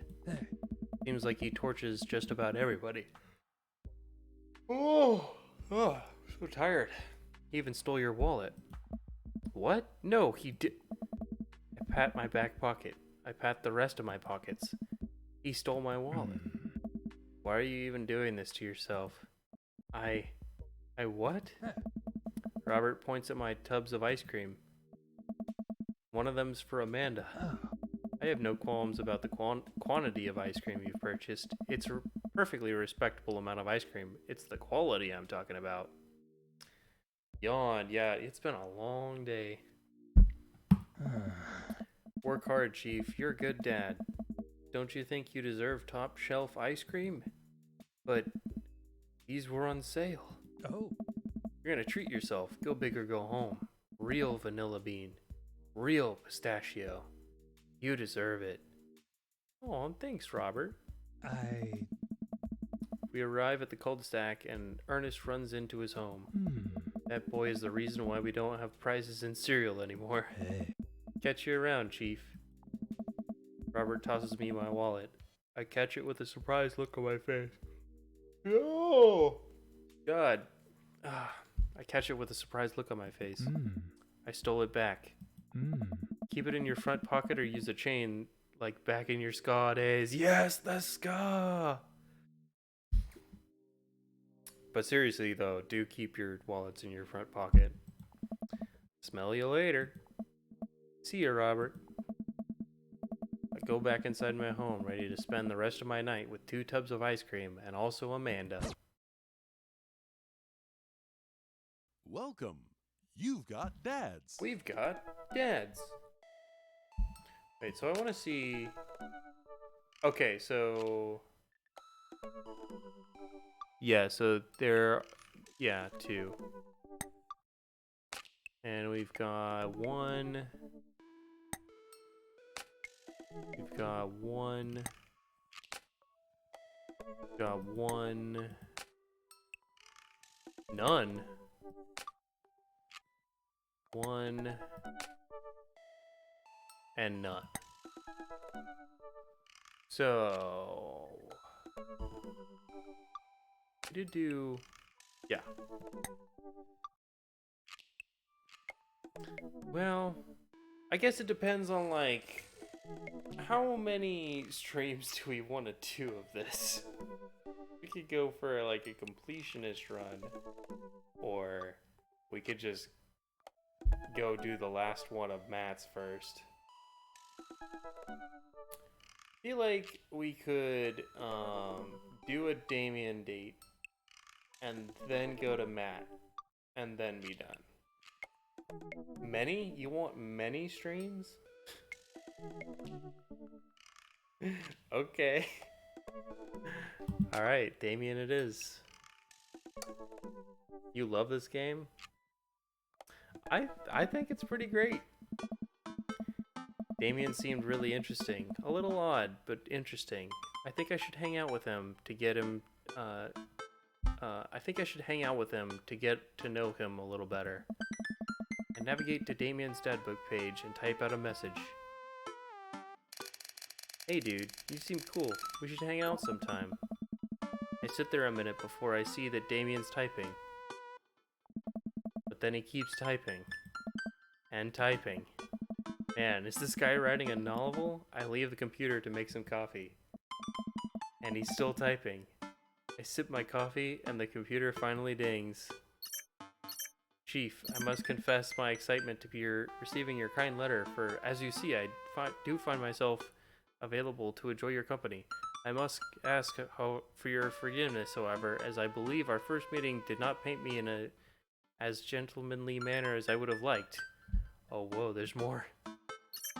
I would be highly flattered to enjoy your companionship at my residence for an afternoon tea and a stroll around my garden, should it please you. Till then, adieu. Yours humbled, Beeb Bloodmarch. Holy shit. Hey, Amanda.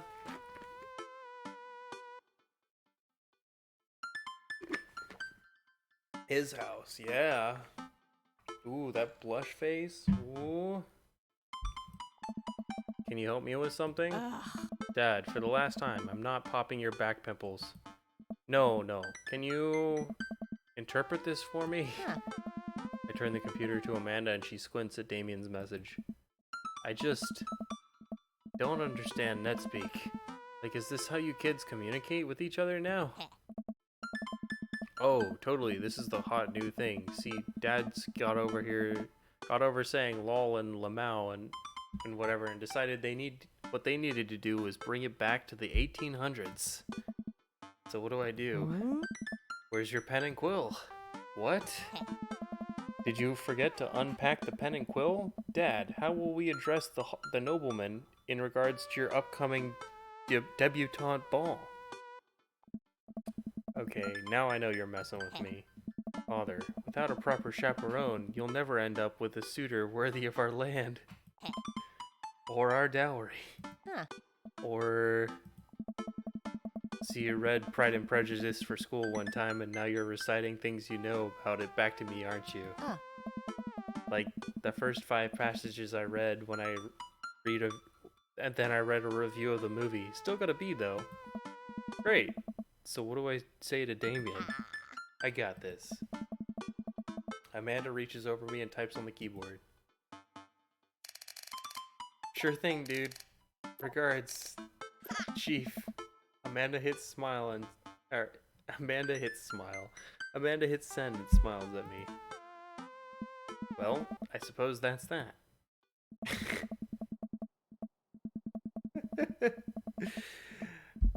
I like these expressions. I make a short walk over to Damien's house. Well, I guess you could, I guess you can't really call it a house. It's more of a manor? State? The Gothic architecture looms above the other homes, like in the cul-de-sac. Oh, I forgot that this like mansion is literally in the cul-de-sac with the other houses. I walk past the first couple gargoyles guarding the front door and look around for a doorbell. There doesn't seem to be one. I pull the large, ornately carved bat's head door knocker back, and a hollow sound echoes through the house as I strike it against the door. I wait several moments before the door slowly creaks open. It's a little creepy, but I enter the home and take a few steps into the foyer, noting the oil portraits of who I assume are the dead relatives hanging on the wall. Yep, there's that classic Mo reaction. As I'm admiring them, the front door slams shut behind me. Hello? Silence. An oil lamp. Ooh, I like this moody music. An oil lamp in the corner flickers dimly, casting ominous shadows against the wall. Why do I feel like all the people in these paintings are staring straight at me? Why is it so cold in here? Where's Damien? Chief, pleasure to have you in my home. I look up and see Damien standing at the top of the majestic staircase with a walking candle holder. What's with the door slamming shut? Oh.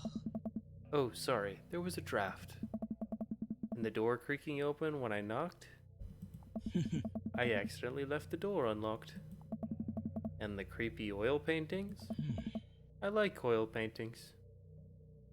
Why does he own 2 couches? I mean, it's a mansion, dude. Like, you gotta. You know, them's the rules. Right. Right. Uh-huh. Please, let me show you around. Okay. Damien leads me around his house, showcasing his parlor, sitting room, auxiliary standing room, and the parlor again for some reason. Ah. This is one of the older homes on the block, yes, but nowhere near as old as the architecture might suggest. Through extensive renovations, I've been able to craft a residence that is both historically accurate to the Victorian period and equipped with the amenities of any modern dwelling. We walk past a door covered in bumper stickers, caution tape, and a Black Parade poster. Nice. Did they listen to My Chemical Romance in the Victorian era? That's my son's room. You know how the rebellious teenage years are. Onward, onward, there's more to see. We reach a door at the end of the hall that Damien opens with a flourish. And this is the library. Sunlight streams from the floor-to-ceiling arched windows. The walls are lined with packed bookshelves, and even more books are scattered over the period-appropriate furniture. Damien is clearly really proud of this room. Ooh, yes. We've been here before, though. Well, we know he loves the butterflies. I walk up to the glass display of pinned bugs on the wall. It's pretty impressive. Nice bugs. Oh. I pinned them all myself. Maybe I could show you how sometime. Bro, you already did. I'm concerned I would stick the pin right through my finger. Ah, the pinner's gambit. Is that a thing? No. Look at the window, pick up a book. I walk to the window and am greeted by a beautiful view of Damien's backyard. It showcases a beautiful view of the rest of the cul-de-sac. Hey, I can see Craig on his lawn. He's doing push-ups with his daughters on his back. Damn.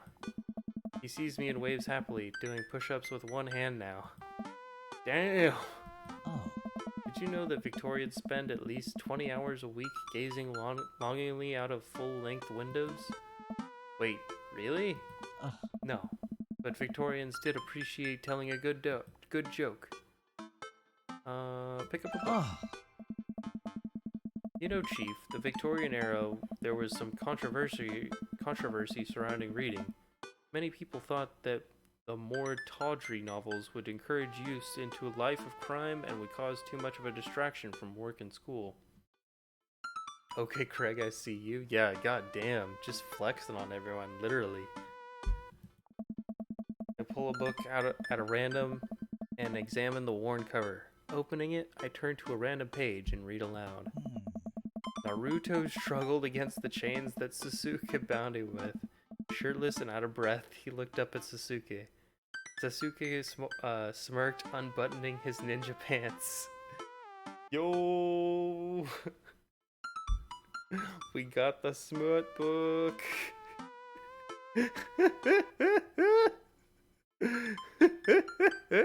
Ah! Okay, I think that's enough. Damien snaps the book shut and puts it back on the shelf. That's a rare book from my private collection. You don't say, Damien. You don't say. Please, will you join me from tea? Why was there a gasp? Because we were reading his smut book, dude.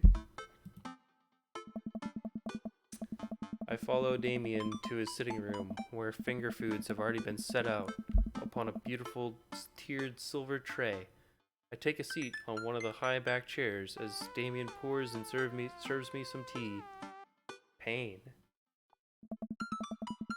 I can't believe we're having high tea. I never thought I'd get to do this. Oh, Damien smiles to himself. What? how delightful.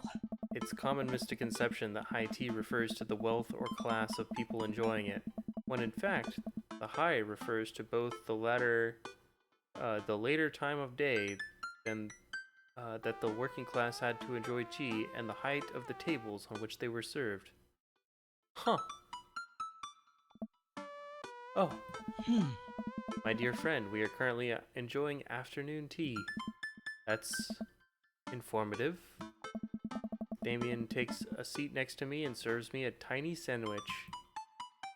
Your home is really impressive. Are there a lot of goths? I like your cape. Ah.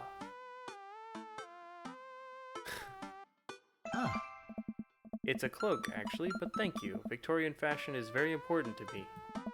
You pull it off quite well, I'll say. Oh, thank you.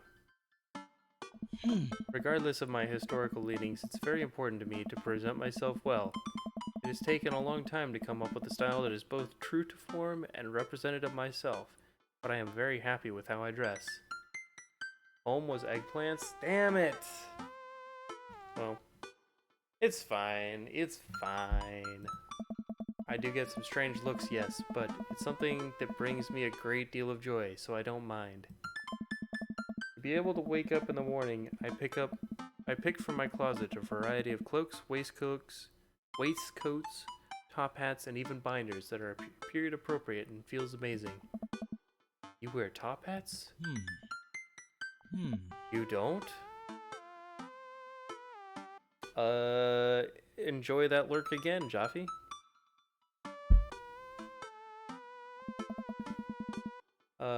So what got you interested in goth stuff? Oh. Well, when I was a young boy, my father... Did he take you into the city? Sorry? Did you guys see a marching band? I'm afraid I don't understand. You're serious? Of course. But it's, you know, the song. Amanda made me listen to it. Tesla, your daddy is frightening. Yo, what's up, Rabbit? How are you doing?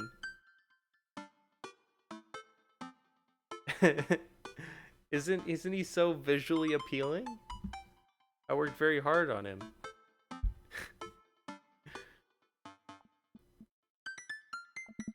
Seriously? I'd love to see a marching band. Nevertheless, I've always had a love for art, history, and fashion. What started off as a small hobby of collecting taxidermied animals grew into sort of an obsession. It's a privilege to be able to appreciate the lives and culture of those who came before us, I think. Why not go all the way? I like not dying when I catch a cold. It's a good point. He's pretty, yeah. He takes a sip of tea. Oh. I can acknowledge that were a great many terrible things about the Victorian era, and trying to live a life that strictly aligns with those ideals would be admittedly horrid. Oh. But I think it takes a critical mind to truly appreciate something to the fullest, to be cognizant of its flaws and love it all the same. Hmm. Tell me, Chief, do you have any hobbies? Oh man, I do, but I don't know if I care about anything the way you care about all this stuff. Hmm. Well, I'd love to hear about your interests. Hearing someone talk about the things they're passionate about is intriguing, and quite honestly rather attractive. Uh-huh. Ooh. Please, do tell me about your hobbies. Quick, sound sophisticated. I like watching soap making videos on the internet, love me some word jingles. I learned how to juggle once. Well, we've mentioned that before.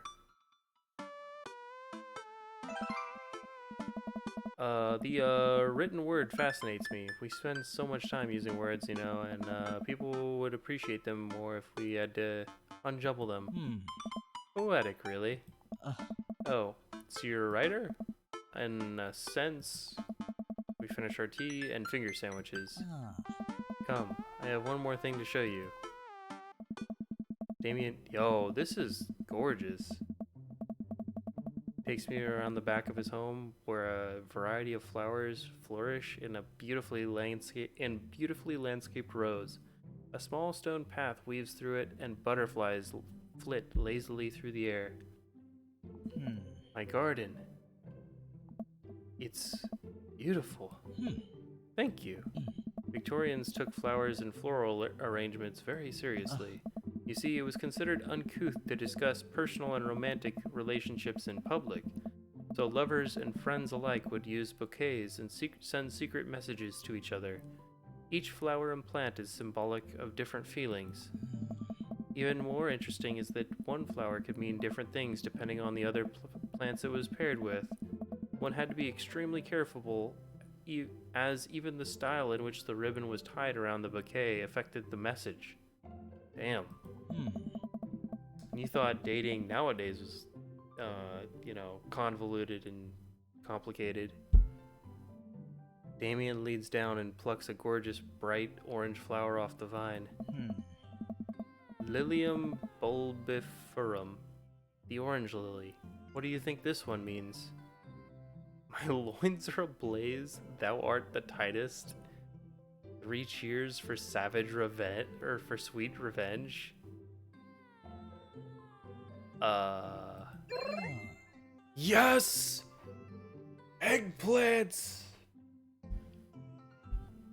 Oh. The orange lily is actually symbolic of pure hatred. Well, eggplants, yes! And that's precisely why floral arrangement is so challenging. What's your favorite type of flower? Snapdragons are pretty cool. Yay! Because they're cute, and you can do that thing where you squeeze them so it looks like they're talking. What a lovely choice. I'll have to remember that when I put together a bouquet for you. Aww. You would put together a bouquet for me? No one's ever given me a bouquet before. I follow Damien down the footpath and admire more of his beautiful flowers. Suddenly a phone rings. Huh. Oh, Chief, will you excuse me? I must take this. He pulls a cell phone out of his pocket. Yeah, it's so sweet, Mo. I'm a little surprised it's not a rotary phone. Yo, remember rotary phones? Oh my god. I remember that for like a couple years of my life, and then we finally got like the 10 key phone, the landline. Go for it. Oh. Damien smiles and walks back to the house. I take a deep breath and enjoy the heavily perfumed air. What a lovely yard. This makes me wish I had put a little more effort into that garden Amanda and I tried to start one time. Our watermelons grew to the size of a cherry tomatoes and then immediately died. Oh no! Oh hey, a gargoyle. Oh, Mo. Can I send you a virtual bouquet? Oh, hey, a gargoyle. Oh no, I knocked over the gargoyle! Fix Uh-oh. that guard. What? Huh?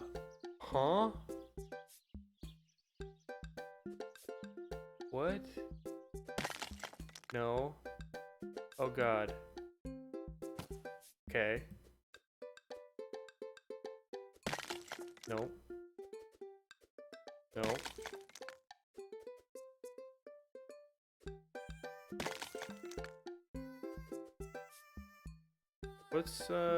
What's wrong with it?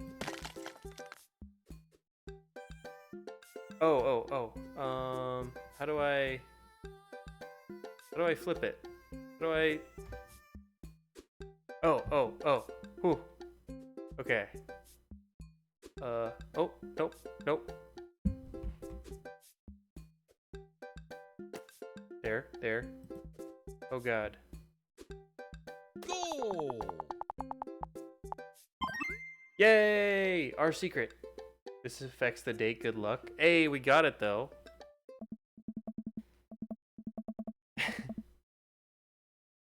Flowers are so pretty. I love them. Yeah, I do too. They're awesome. That was stress. I was like, how? I'm like, it only showed a mouse, so I was like mousing all around. I was like, how the fuck do I? And then I was like, oh, arrow keys maybe? Yeah. Whew, that was a close one. Uh-oh, here comes Damien. He looks upset. Ah! Chief, my serious apologies to have kept you waiting. There's an urgent matter that I must attend to, so I'm afraid I must take my leave. No problem, dude. Everything alright? Damien worries the hem of his coat with his fingers and looks away. Everything is perfectly fine, but it's Lucian. What's wrong? He appears to have, well, his teacher needs me to come to school, post haste. You need help? Oh no, you don't have to. Let me come with you. Us dads gotta stick together. Huh. You're right. This is one of Lucian's more elaborate stunts. I would greatly treasure having another parent by my side. Let's go! Oh. Damien and I walk into school and are immediately greeted by an anxious-looking Hugo. Hey, Damien, you're here in record time. I wouldn't miss it for the world, dear friend.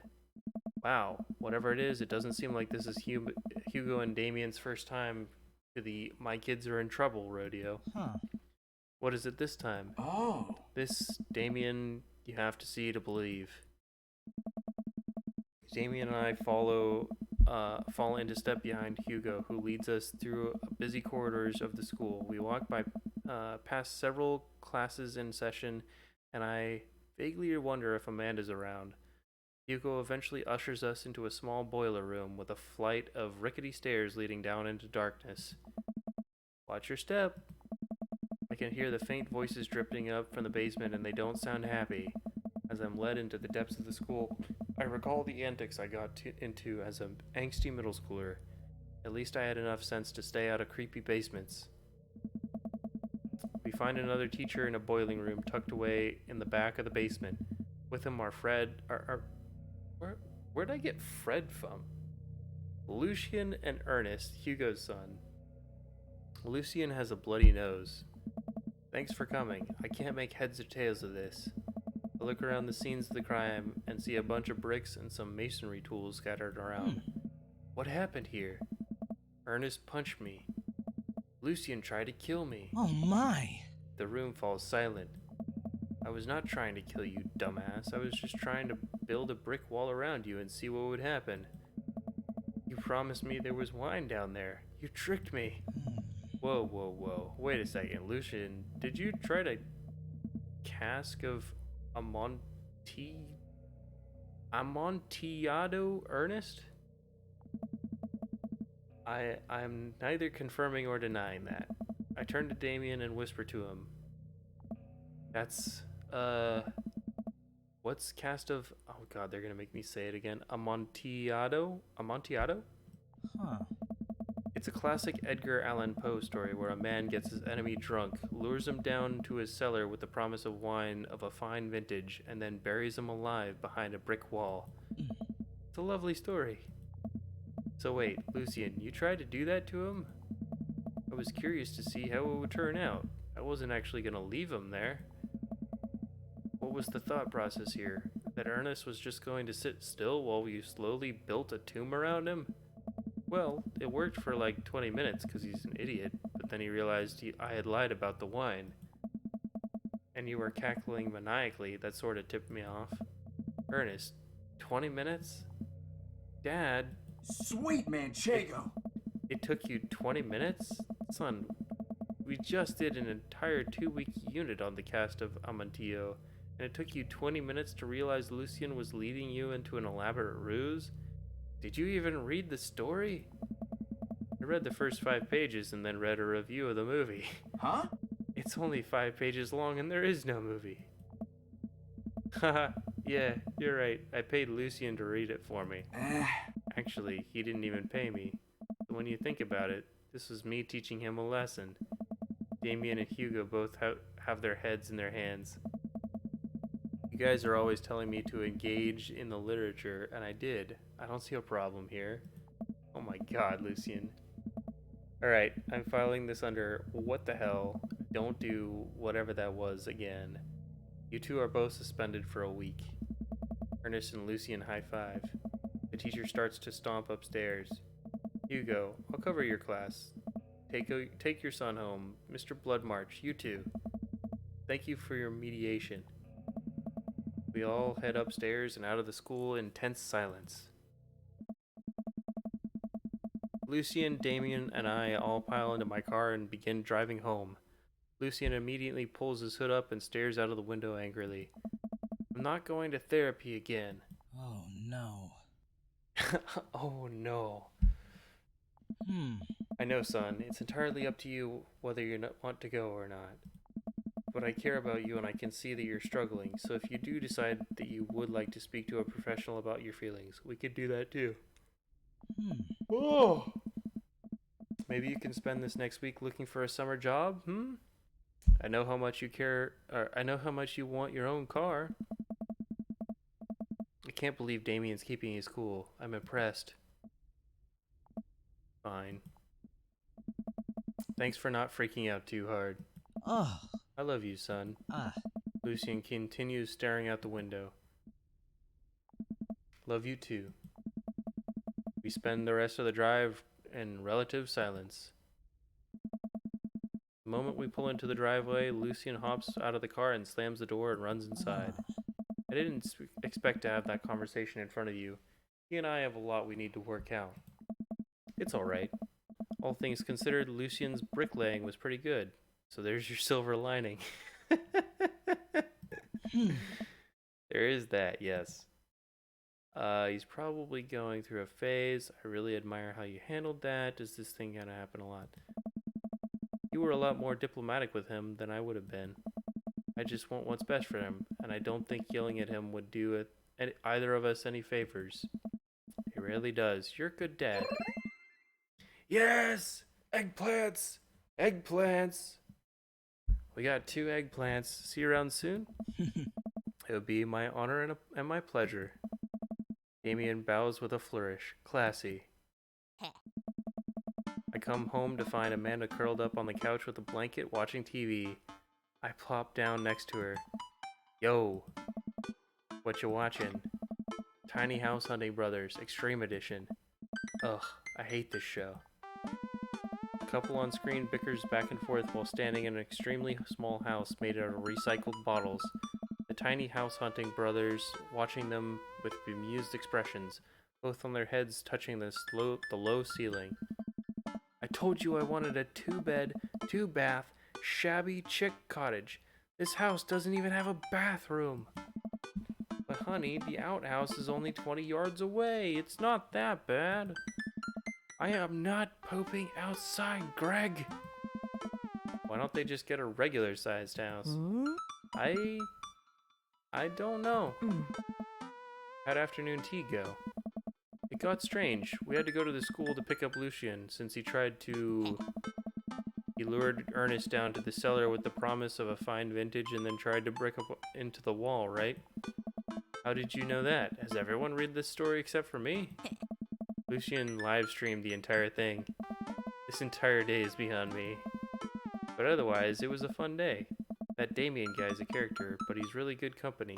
And a surprisingly diplomatic dad. Huh. I dig his style. You know what? Me too.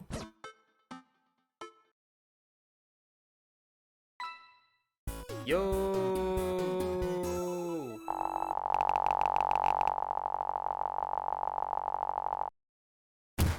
I'm S sensing a tier! romance between us. S tier with Damien! Chemical romance. Ooh, a chemical romance. That's a band? Yo! Your guess is wrong! Alright. Welcome. Interview You with the got bags. vampire is the achievement? Oh my god. Hey Chief, what are your feelings about poker? Beyond hardly knowing her. Poker. Hardly know her. There it is. Well, good talk. Wait, I actually like poker. I just saw the joke and I had to take the shot. Please, Matt, I'm a dad. I'm contractually obligated. No, I get that. Anyway, I've been playing weekly poker games and I figured I should send an invite your way. That sounds great. I love losing money. Cool, dude. See you soon. Alright. I think that's where I'm going to call it today. Yeah, we rocked that date. Alright, so, we're going to call it there. We're going to find someone to raid. Thank you guys for sticking with me. No gambling this stream? Yeah, another cliffhanger. We're gonna get back to gambling next Tuesday. So, who to raid? Who to raid?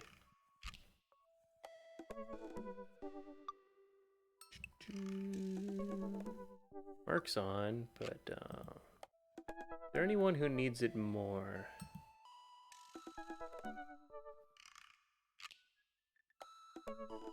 Oh, you know, actually, I haven't really seen this stream before, but I've heard really great things about them. So, I'm gonna head on over to